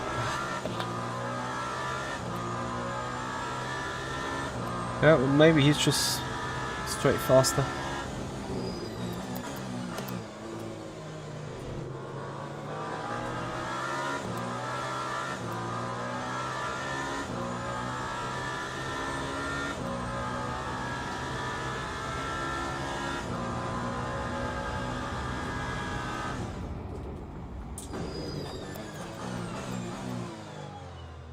Viducci has a faster straight line speed for sure.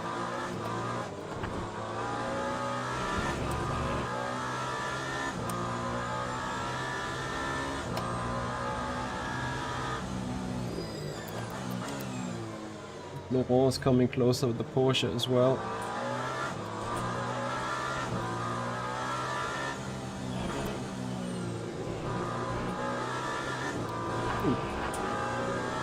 Yeah, get me the track limits line.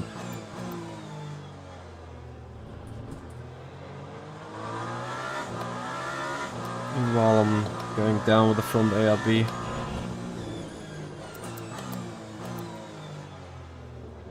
Maybe it helps.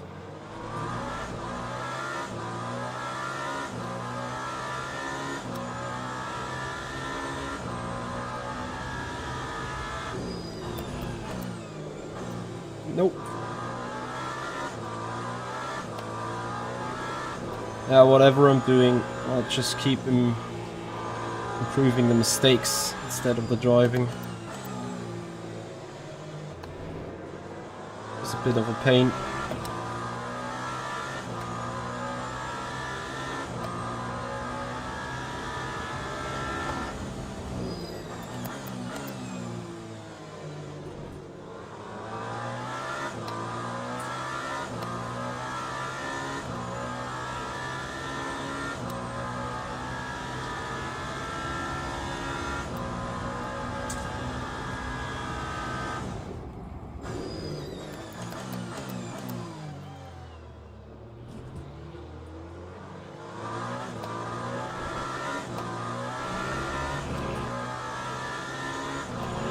Fiduci's car has a super interesting turning circle.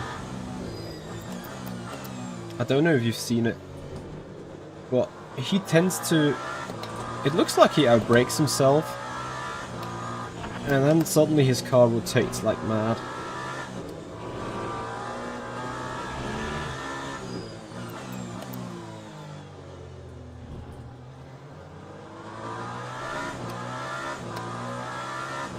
Francisco to save more fuel.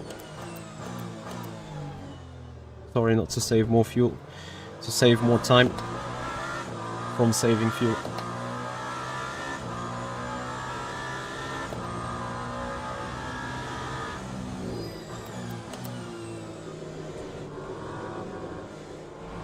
Why am I doing the same mistake, even being over a second behind, man? Like, this is the thing, like, I'm giving him all the goodies on top of that.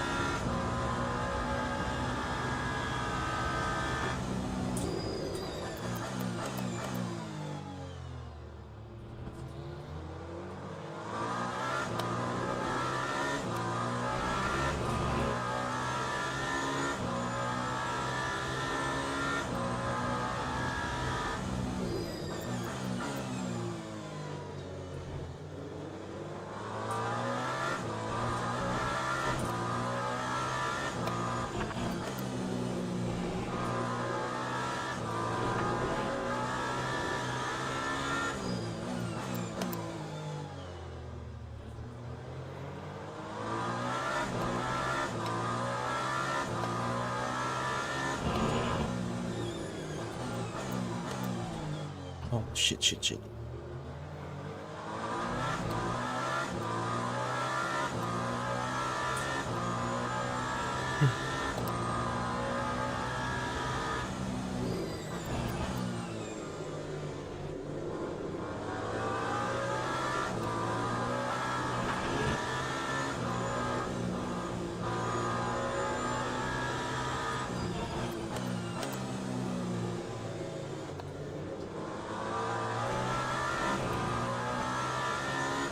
Don't count this out yet, though.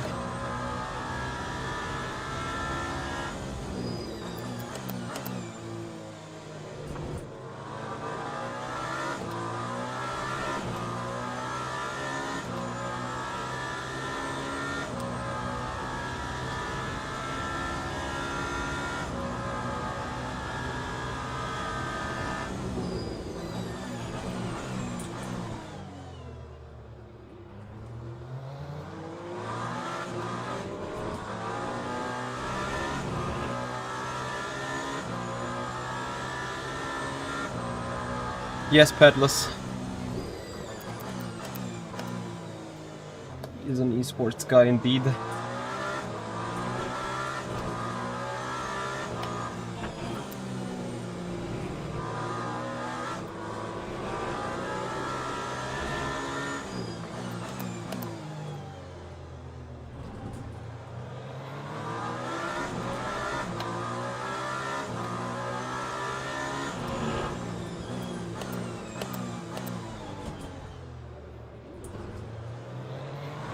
Close.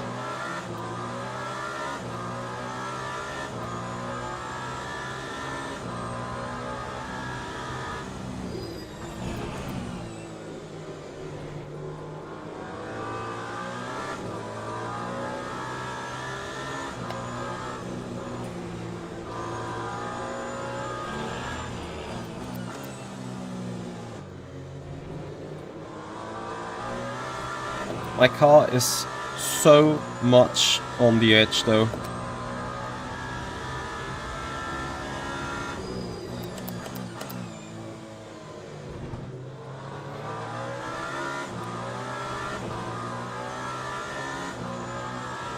I would need to rather be on the edge though. on the exit instead of on the entry onto the turn.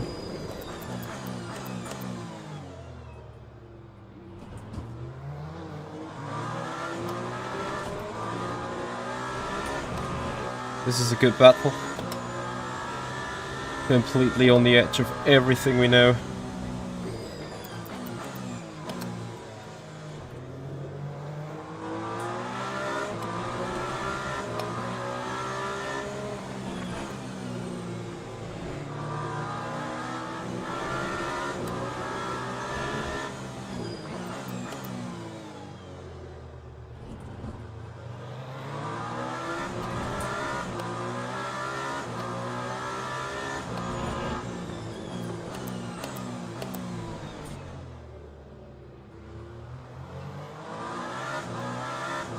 Yes. Good stuff.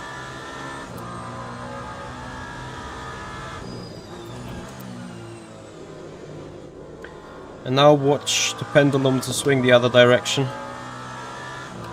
Unless he has cooked his tires.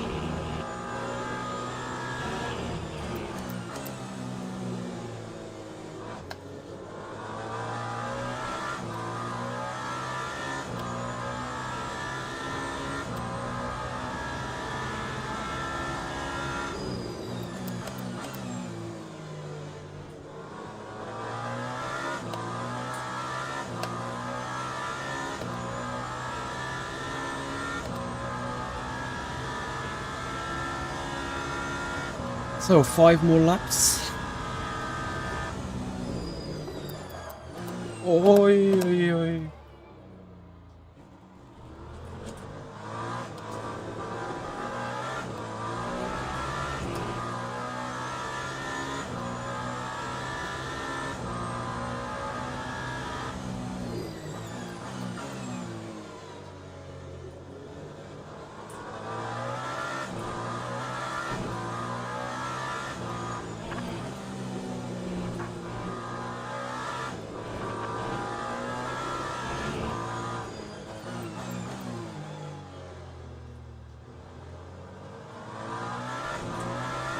Thank you guys. Appreciate it.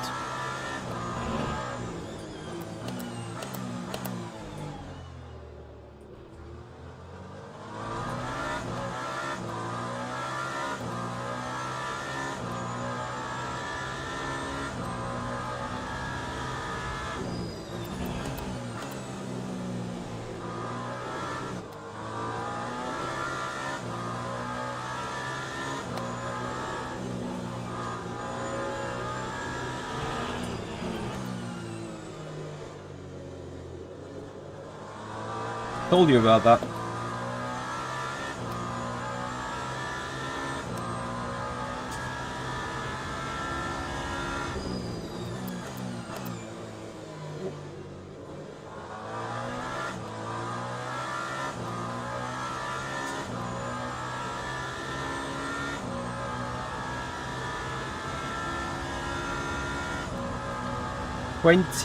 Oof.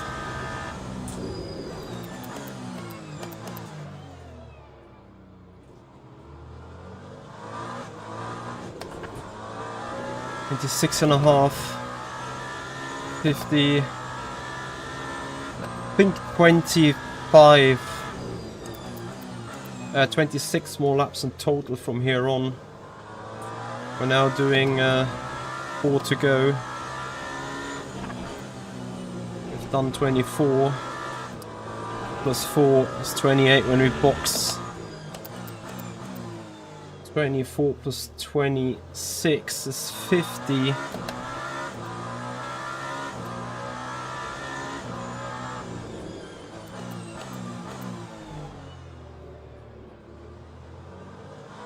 Or do I rather go save?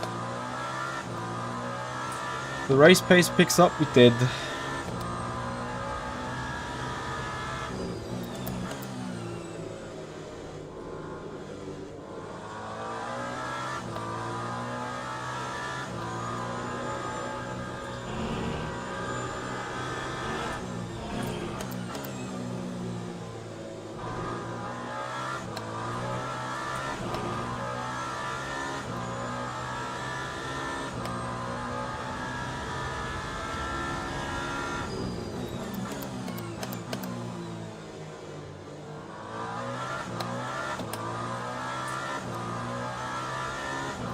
So 28 we come in.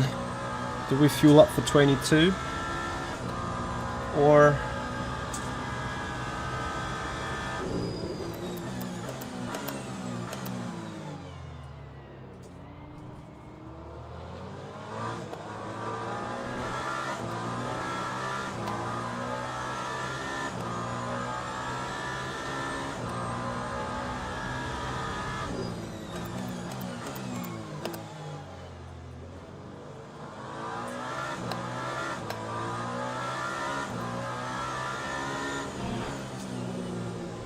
Guys, oh, how much laps to do in that race? This is such a difficult decision right now.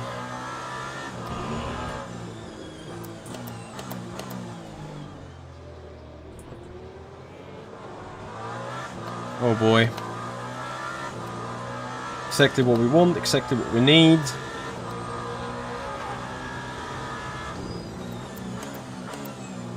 Crazy.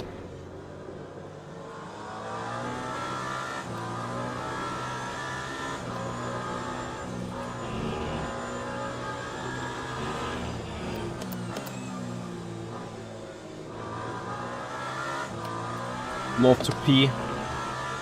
No, I need to pee. Not would love to. Can't.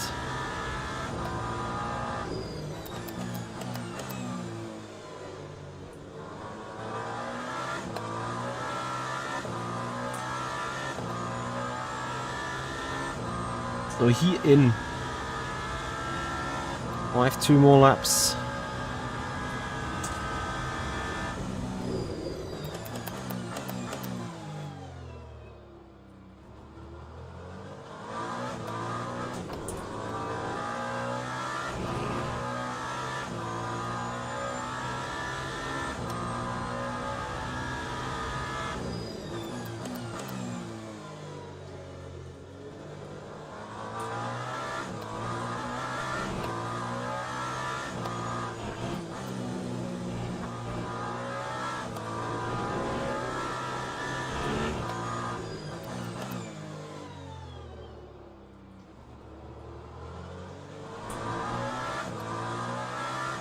He's only changing left side tires. Oh, I'm gonna change them all.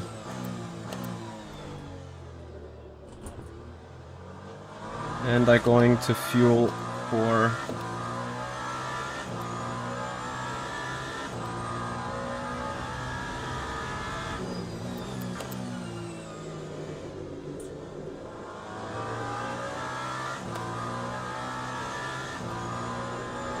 $85.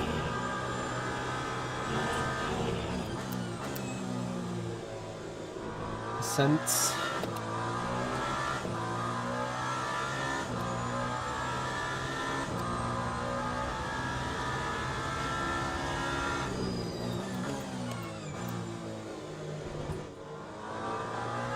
Shit.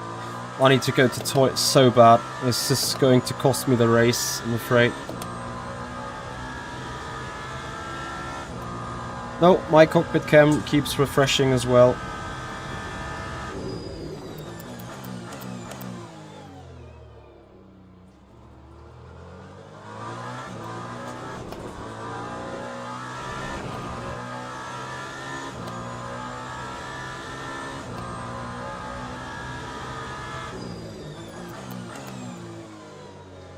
Is he streaming? So he did only change left side tires, yeah? Is that what you guys indicate?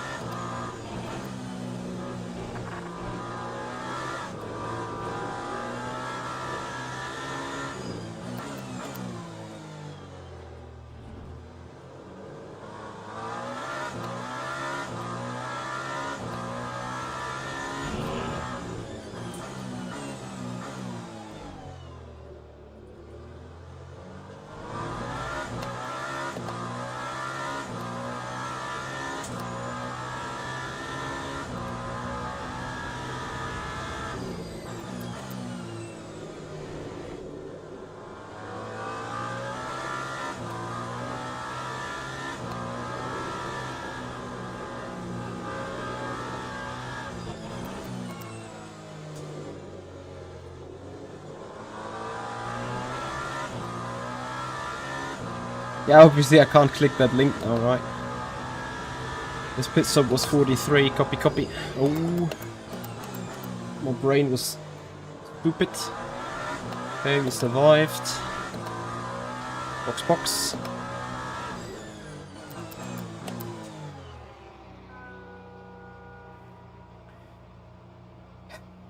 Let's see.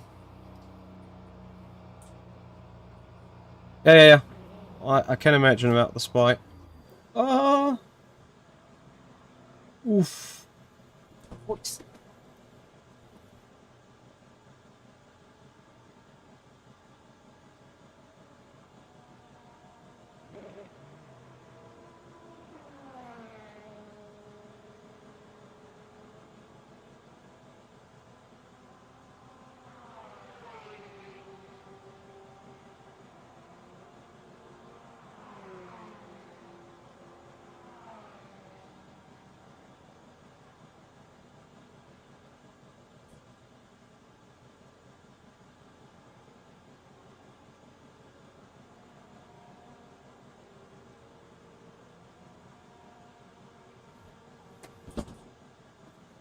Damn it.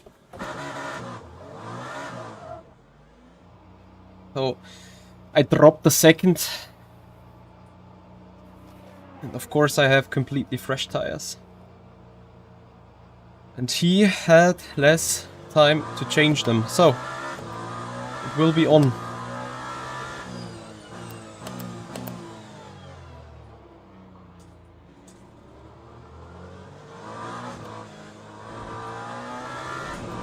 Was my call good? Is his call better? Let's find out, guys.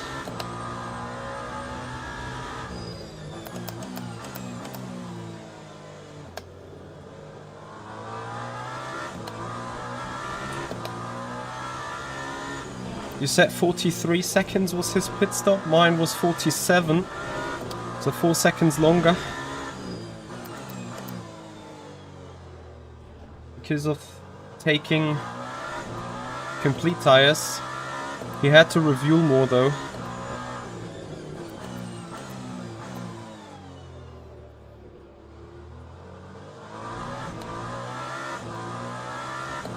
Yeah, I think real drivers just pee in their pants.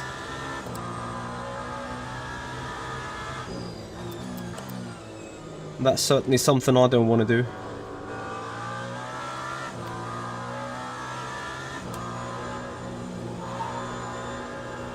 So, maximum push.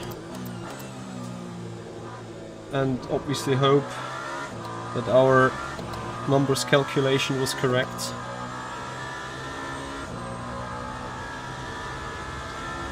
Now it says 50 laps, of course. And I think we may have overfueled by a lap, to be honest. Which means flat out push push. Whatever the car can do.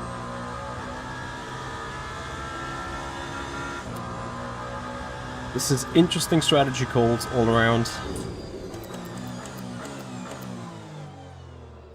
So Matteo has he changed or has he not changed tires? Can't say who of them was ahead of me.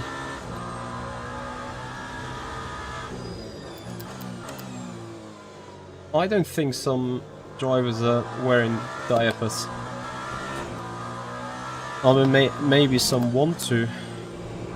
I don't think that's something you want to put under that fireproof overalls and stuff. I can't imagine, at least.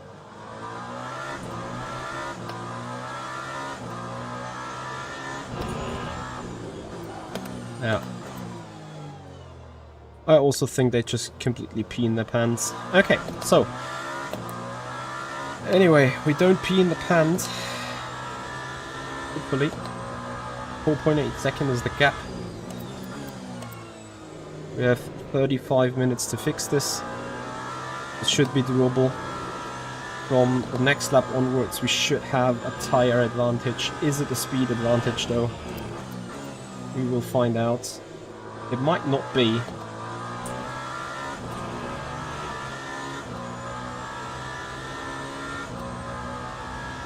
Oh, well then. They said it that offensively. There might be some truth to a diaper story. That's crazy though. I mean, it might be perhaps a little bit of a different story in a GT3 anyway, with the weight and its sensitiveness.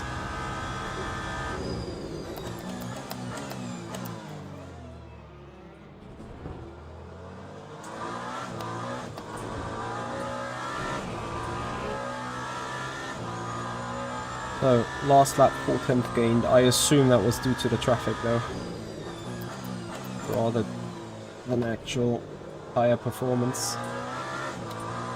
However, his tyres obviously feel in left-hand corners. Not too many of them, just a few.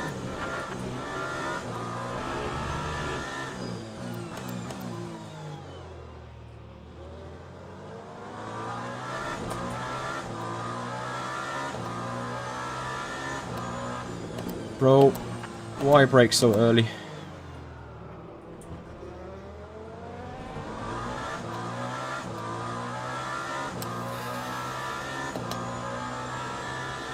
MD, some call it Michi Magic. I call it Stream Affairs.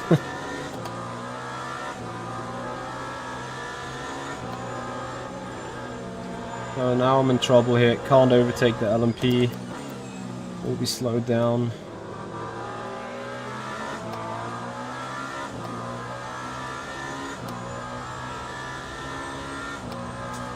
Guys, this is going to be close to the end, trust me.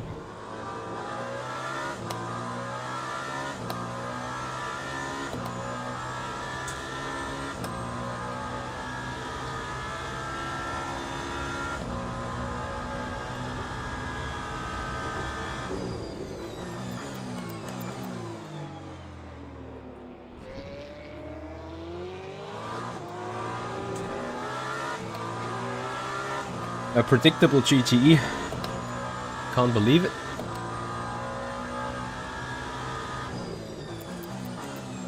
Okay. Now it's about raw pace.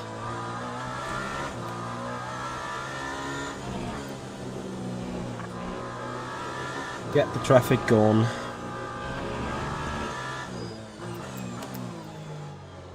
And let the drivers drive. Nope. Gianmarco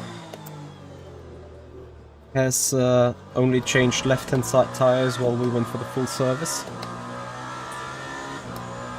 Yeah guys, if you appreciate the content, if you appreciate the racing, please have a follow on Twitch, subscribe us on the YouTube channel if you haven't done already. On the weekend we're gonna have a sub-only / membership sponsor-only stream on the weekend.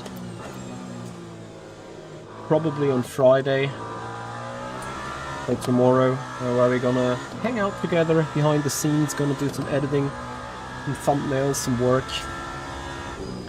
But obviously, as mentioned before, that to be an exclusive right for all the Twitch subscribers and all the YouTube members and sponsors. So, clear pace, no traffic, 7/10 of time recovery, I think.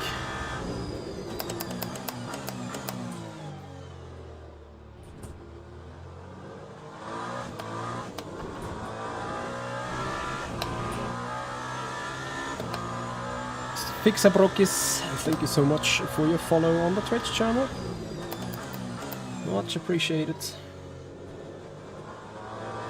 Welcome to the stream, buddy.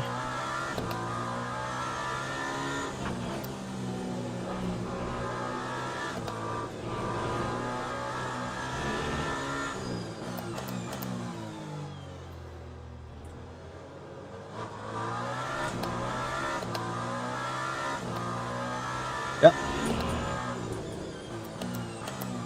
I hope that the oil temp has peaked.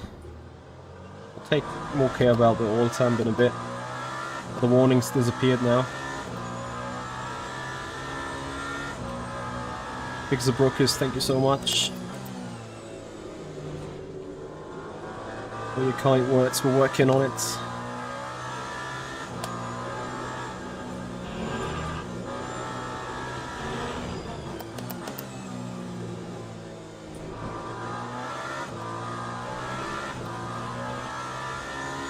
purple sector 1. Sorry, sector 2.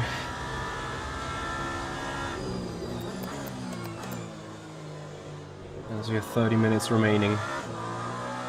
I might think though that our tyre advantage may only last a couple of laps in, so I'll have to do it soon, as soon as we make it on the rear wing.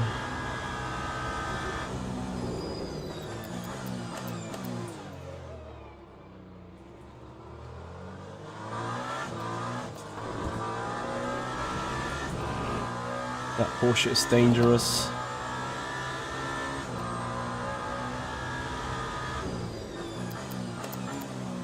As he's making way. And that might be unpredictable. Thankfully not this time. Don't do silly stuff, G. Come on. And remind me to not go into a save mode if I have attempted and succeeded with a pass.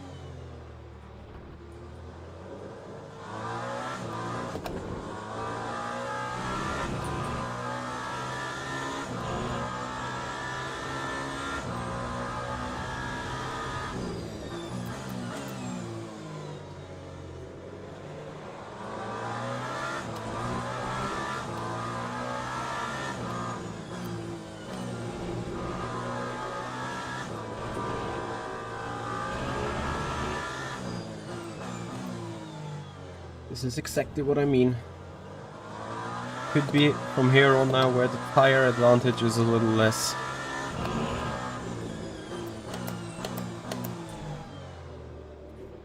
Until it fully disintegrates into nowhere. Slowly but surely we keep on gaining the time though.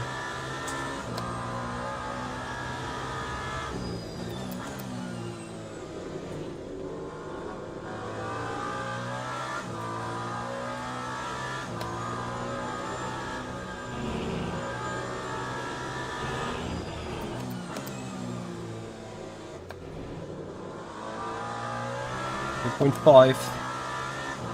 26 minutes to go. The traffic up his sleeves. Might as well be good traffic for him though, although now he's gonna outbrake one car and have to anticipate the other car.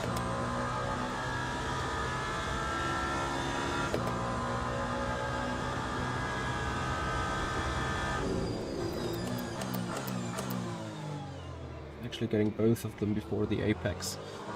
So that is rather hurting me then.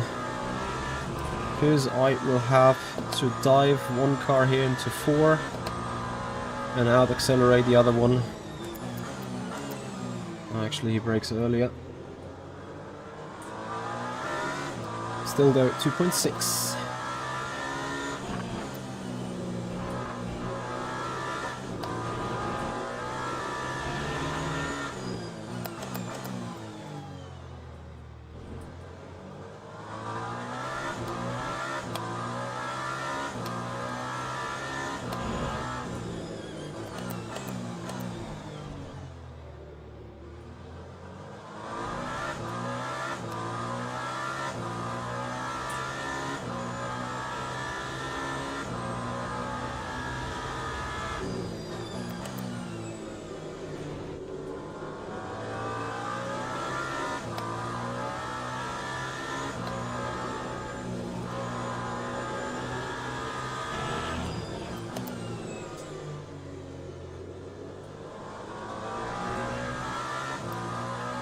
2.1. We're gaining.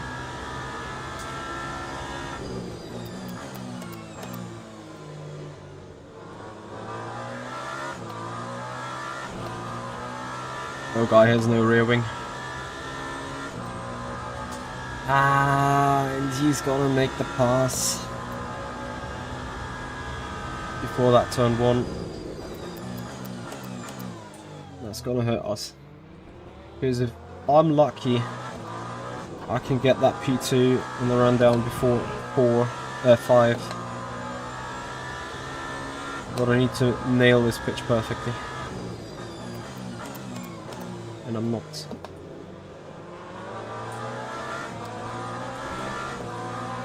And that means waiting.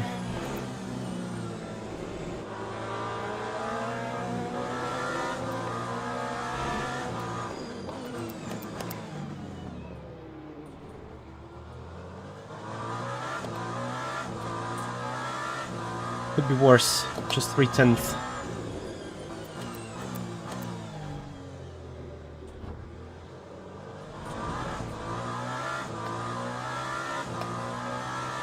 We're pushing, guys, we're pushing.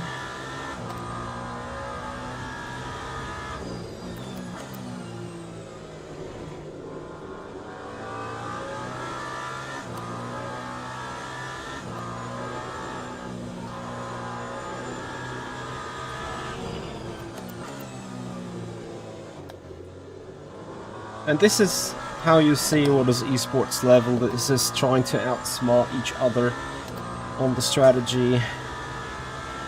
This is trying to outsmart each other on decisions and lines and techniques. You've seen it. But the psychological advantage keeps changing when you are hunting someone down. The hunted guy is very prone to make mistakes. You've seen it.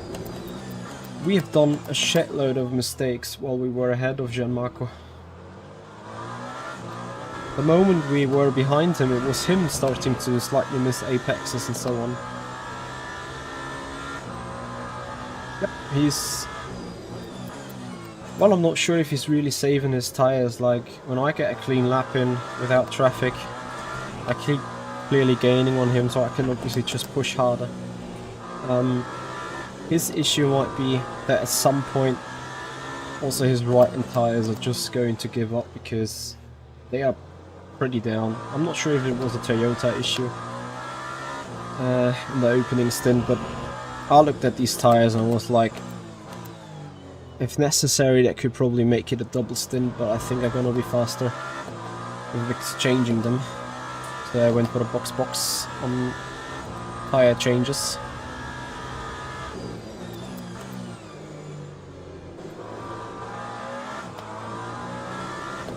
So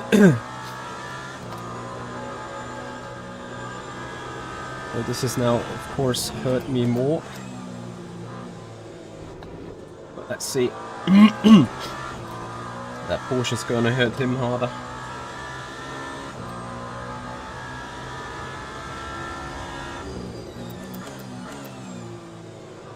I might be hurt by the Corvette though.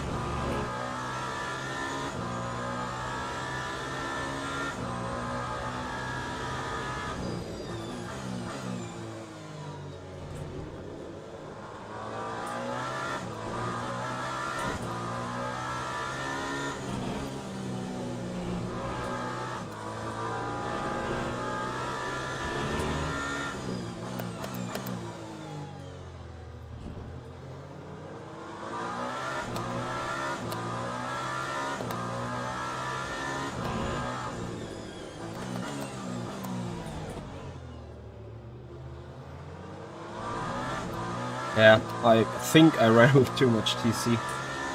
Just put the power cut from 6 to 5 because it felt like I came out of the hairpin and it felt like turning down the engine a lot. Makes it here a bit more wobbly, of course.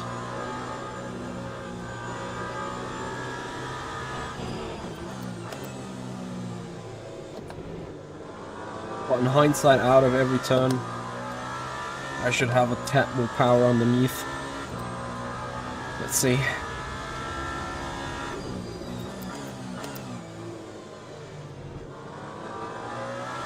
With a bit more power, obviously also a bit more oversteer, but fine. It's manageable. 0.9. Crunch time. 20 minutes to go. 11 laps.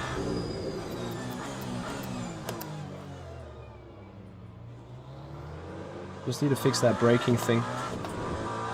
Once that braking issue is fixed, the rest is going to fix itself.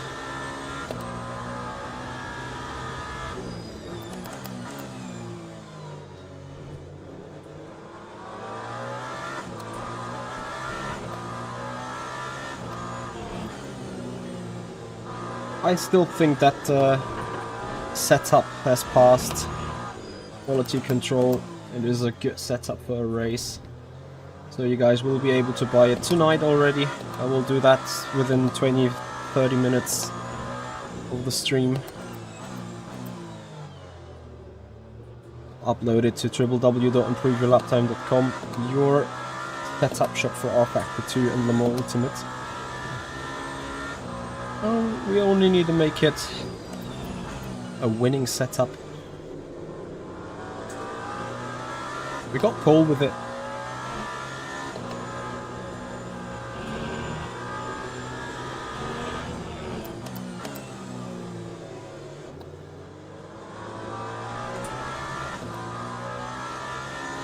Oh, we just need to finish it off.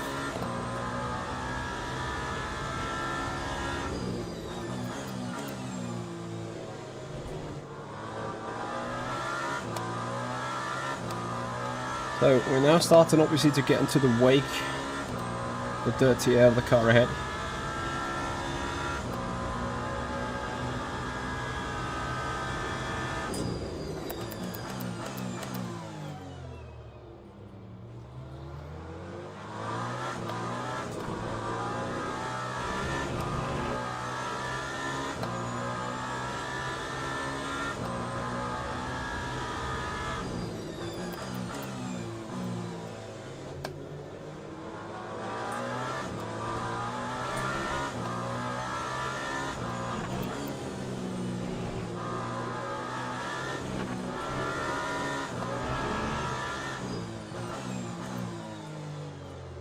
Oh, Mitch, come on. Get your things together. Bad lines, bad speeds.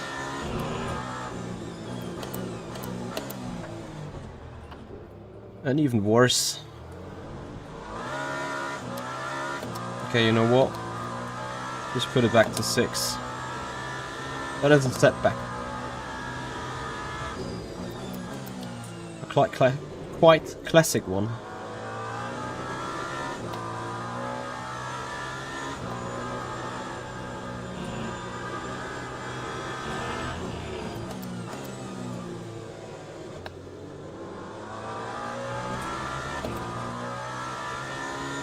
Don't really want to go back with the brake bias even further.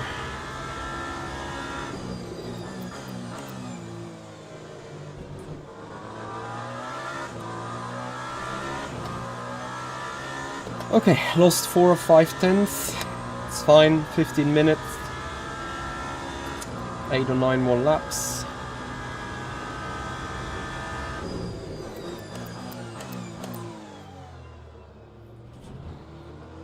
I hope I have not overfueled the car with 2 laps actually, because 2 laps overfuel would mean 3 or 4 seconds in the pits, and then with me being late, coming back to it, this probably wouldn't have made any difference whatsoever.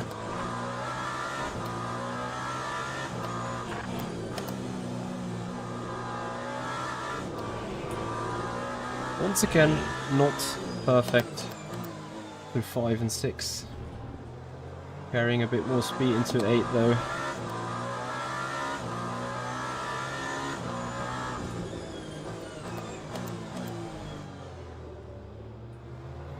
Oh, this is me just bad. This is me pushing, overdriving the car.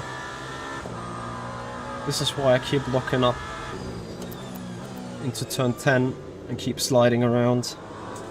Besides the fact that I'm now sitting again in this dirty air, but again,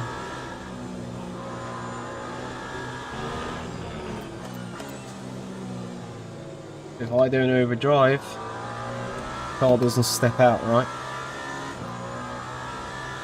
So in hindsight, that is the fix that we need to do.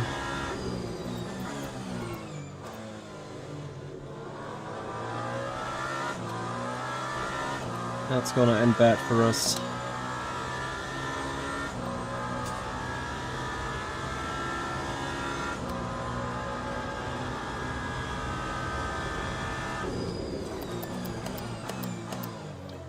Oh, almost creating an opportunity here.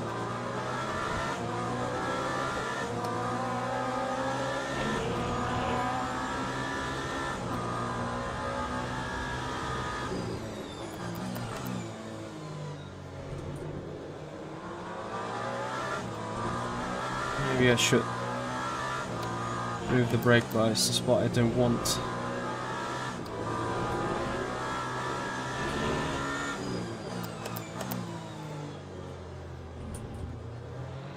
Oh, we're close finally. Half a second. Don't overdo it. We're doing it lap by lap right now.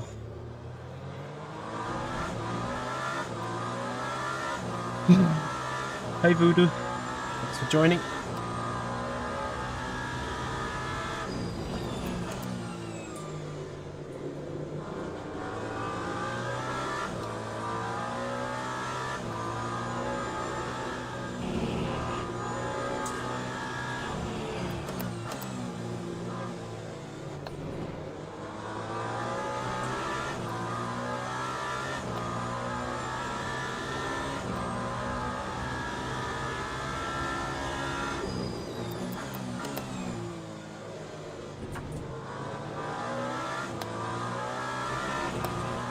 So, wave of traffic's coming up.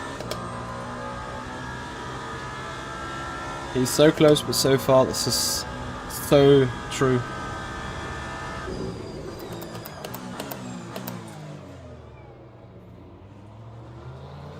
I have bigger issues on the fronts really.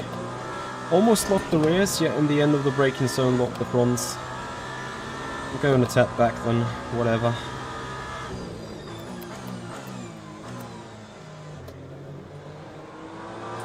I need to stop locking these fronts, because I've killed them significantly already at this stage.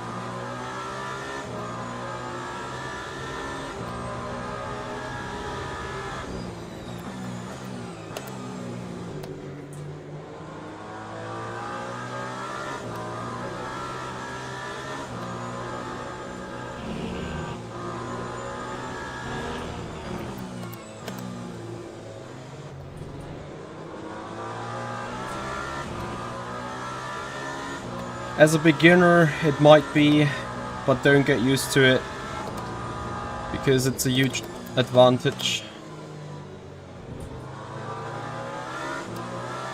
Oh, damn it.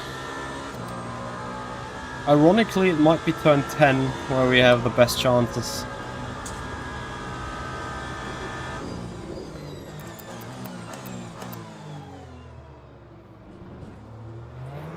Oof. Sorry. Sorry about that. Will not attack now. In turn 4. But of course now we are going to attack.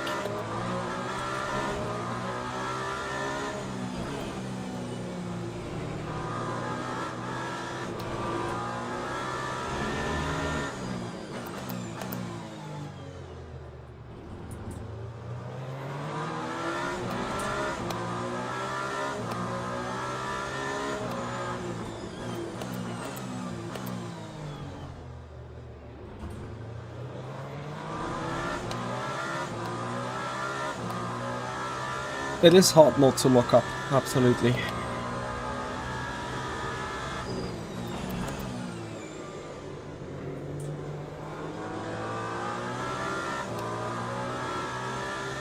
Right now it's even harder not to fuck up. Should have said screw up. It's not that bad of a language.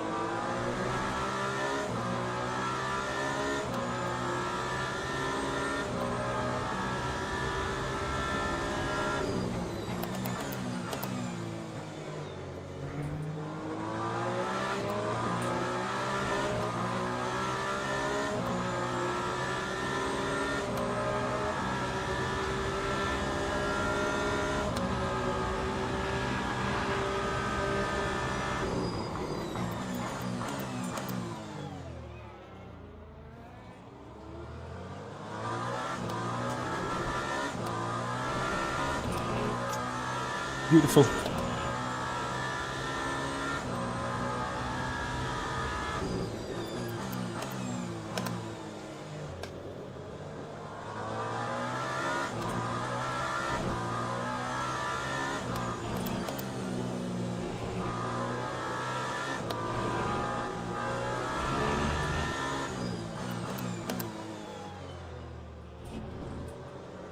Super simple task now, don't screw it up, right?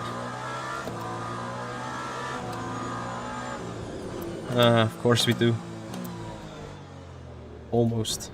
I thought I was gonna lose the rear now. Thanks, David.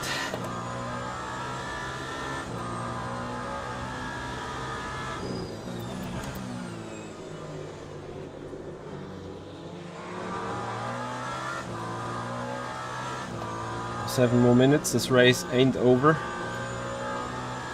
Remember what we had in the first opening stint. Hunter having psychological advantage.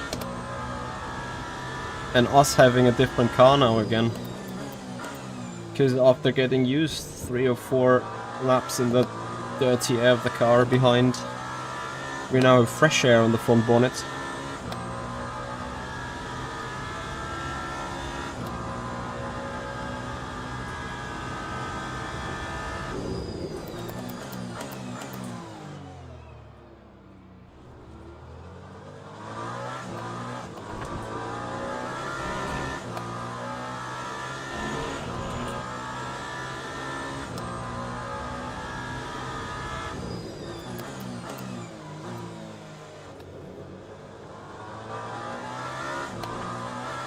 I want to say a big kudos to Gianmarco at this stage.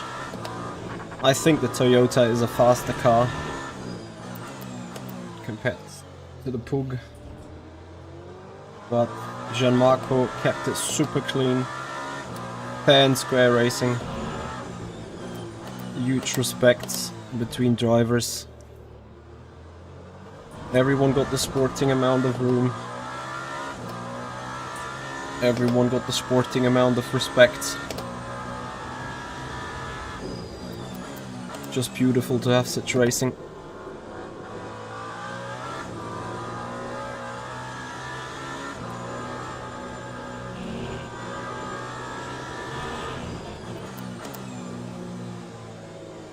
And it was of course tight so far. Traffic allowed the pass on him in the first stint. Mistake by him allowed us repassing. Then his call to only change left and side tires got us 5 seconds into the back or into the back position. So 5 more minutes. Be 3 laps from here apparently. So we are overfueled by a lap. It's not the end of the world.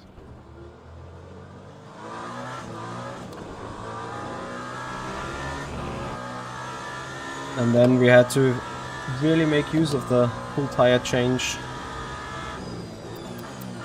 Now it would have of course been interesting to see if either of us would have not changed the tires, but I don't know, my tires were down to 65-ish after half of the race, so that would have meant something like 30.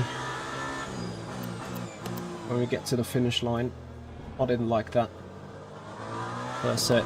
Here we go with the tire swap.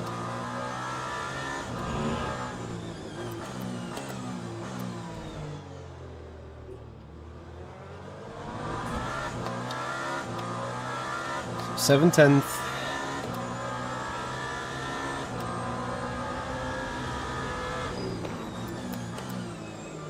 Nice LMP between. Sadly not.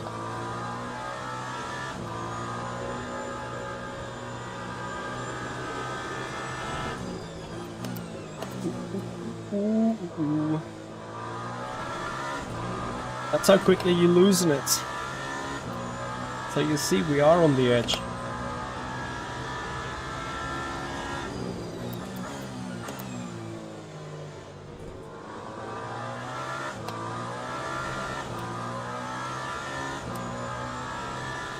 Did I get flashed?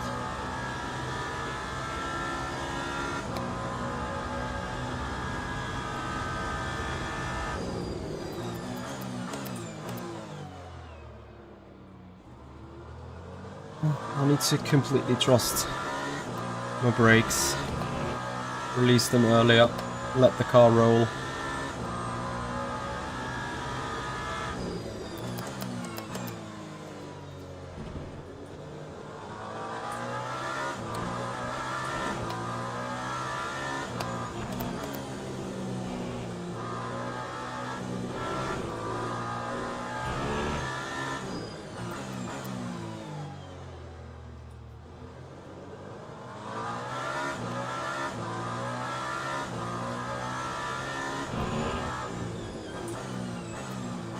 So 2 more laps. This and I think one other. To just get to the line right after the clock ticks down.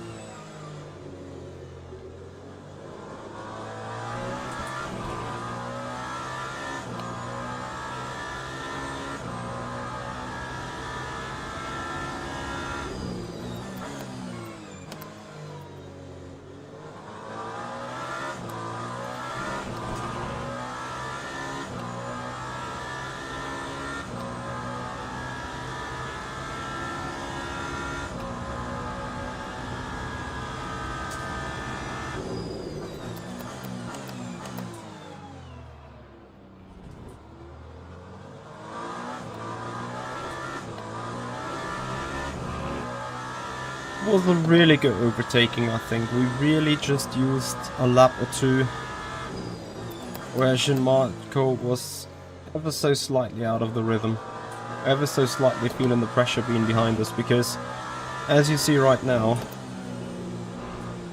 we couldn't unglue us from him.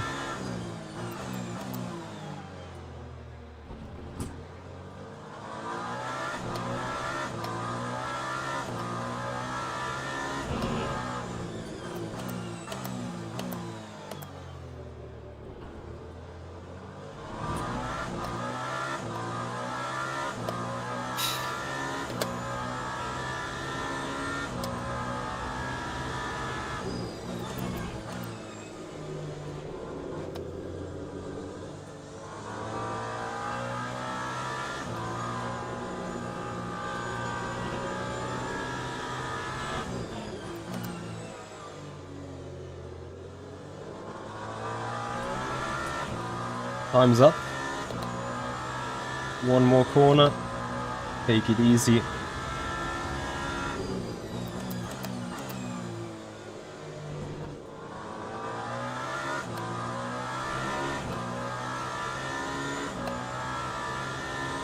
Ah, yes. Awesome stuff.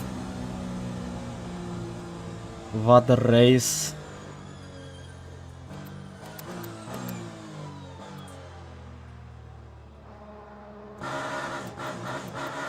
Nice stuff. Very nice stuff, Gianmarco.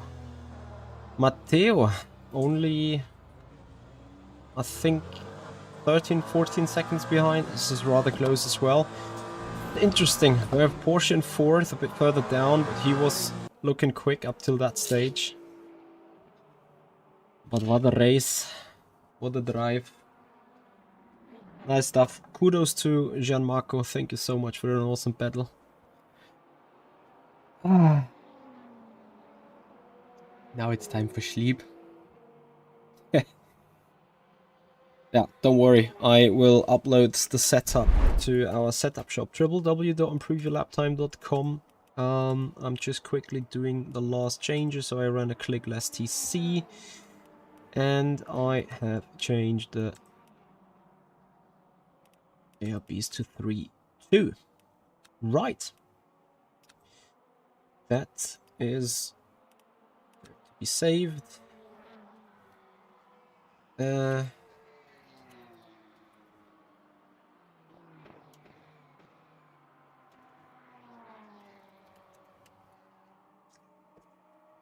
Bahrain. Save setup. Gonna upload it on the shop in half an hour. Then it will be up for grabs for you. GG's, Gianmarco. Thank you so much for an awesome race, buddy. Great respect. Great racing. Great driving. That race had everything. Screw-ups of us. Strategy, shenanigans. Blackstorm. Thank you so much. Congrats for P7. You didn't get lapped. So I hope your race was good though. Or did you get lapped? No, you did not get lapped. Did you get lapped in the last lap? No. I don't know. There was a BMW. I haven't had a look. Game crashed last lap. I see it is a did not finish. I had one screen freeze. That might have been from you then. Oh boy.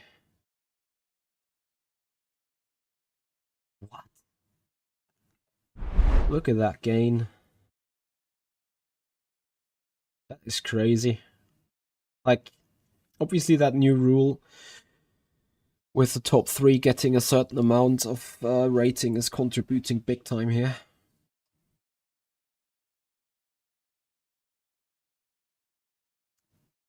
Yeah, Gianmarco, I think if you would have changed the tires like I did, I would have probably come out ahead of you like 4 seconds or so. You could potentially become close, and then maybe the momentum would have changed different way again. But that was awesome stuff. Really loved the battle, man. What does Motec setup mean? Drip Skywalker Motec setup means that this setup bundle is not only containing the setup as such, but also a Motec file where you can do your driving, you can log your own Motec, and then compare your logging to our logging from the setup and see where you can miss time. That is the added value. So, guys, with that, we finish off. Thank you so much for all the big support. Thank you so much for your big appearance here on the stream. If you appreciate what we're doing, please have a follow on Twitch, subscribers on the YouTube channel, and make sure to ring the bell on the YouTube channel, because there will be more tutorials coming, there will be more highlight videos coming, all of that being done over the weekend. And of course, guys, if you want to join us tomorrow for a community night where we are hanging out together, sub only, member only, sponsor only, where we hang out doing a little bit of work all together, then please have a subscription on Twitch, become a member, become a sponsor on the YouTube channel. That's a stream happening tomorrow. Besides tomorrow, there might be a stream on Le Mans Ultimate with the WEC special. It depends though if I feel better or not, because sickness is creeping in. Probably getting the flu here, so that's a bit effed. Anyway, looking at me, I see I'm quite red from all the sneezing and like wounded up on the skin. Anyway, guys, we are having a raid to UKOG. Have a good one. Thank you so much for your time. Enjoy your evening, and bye bye.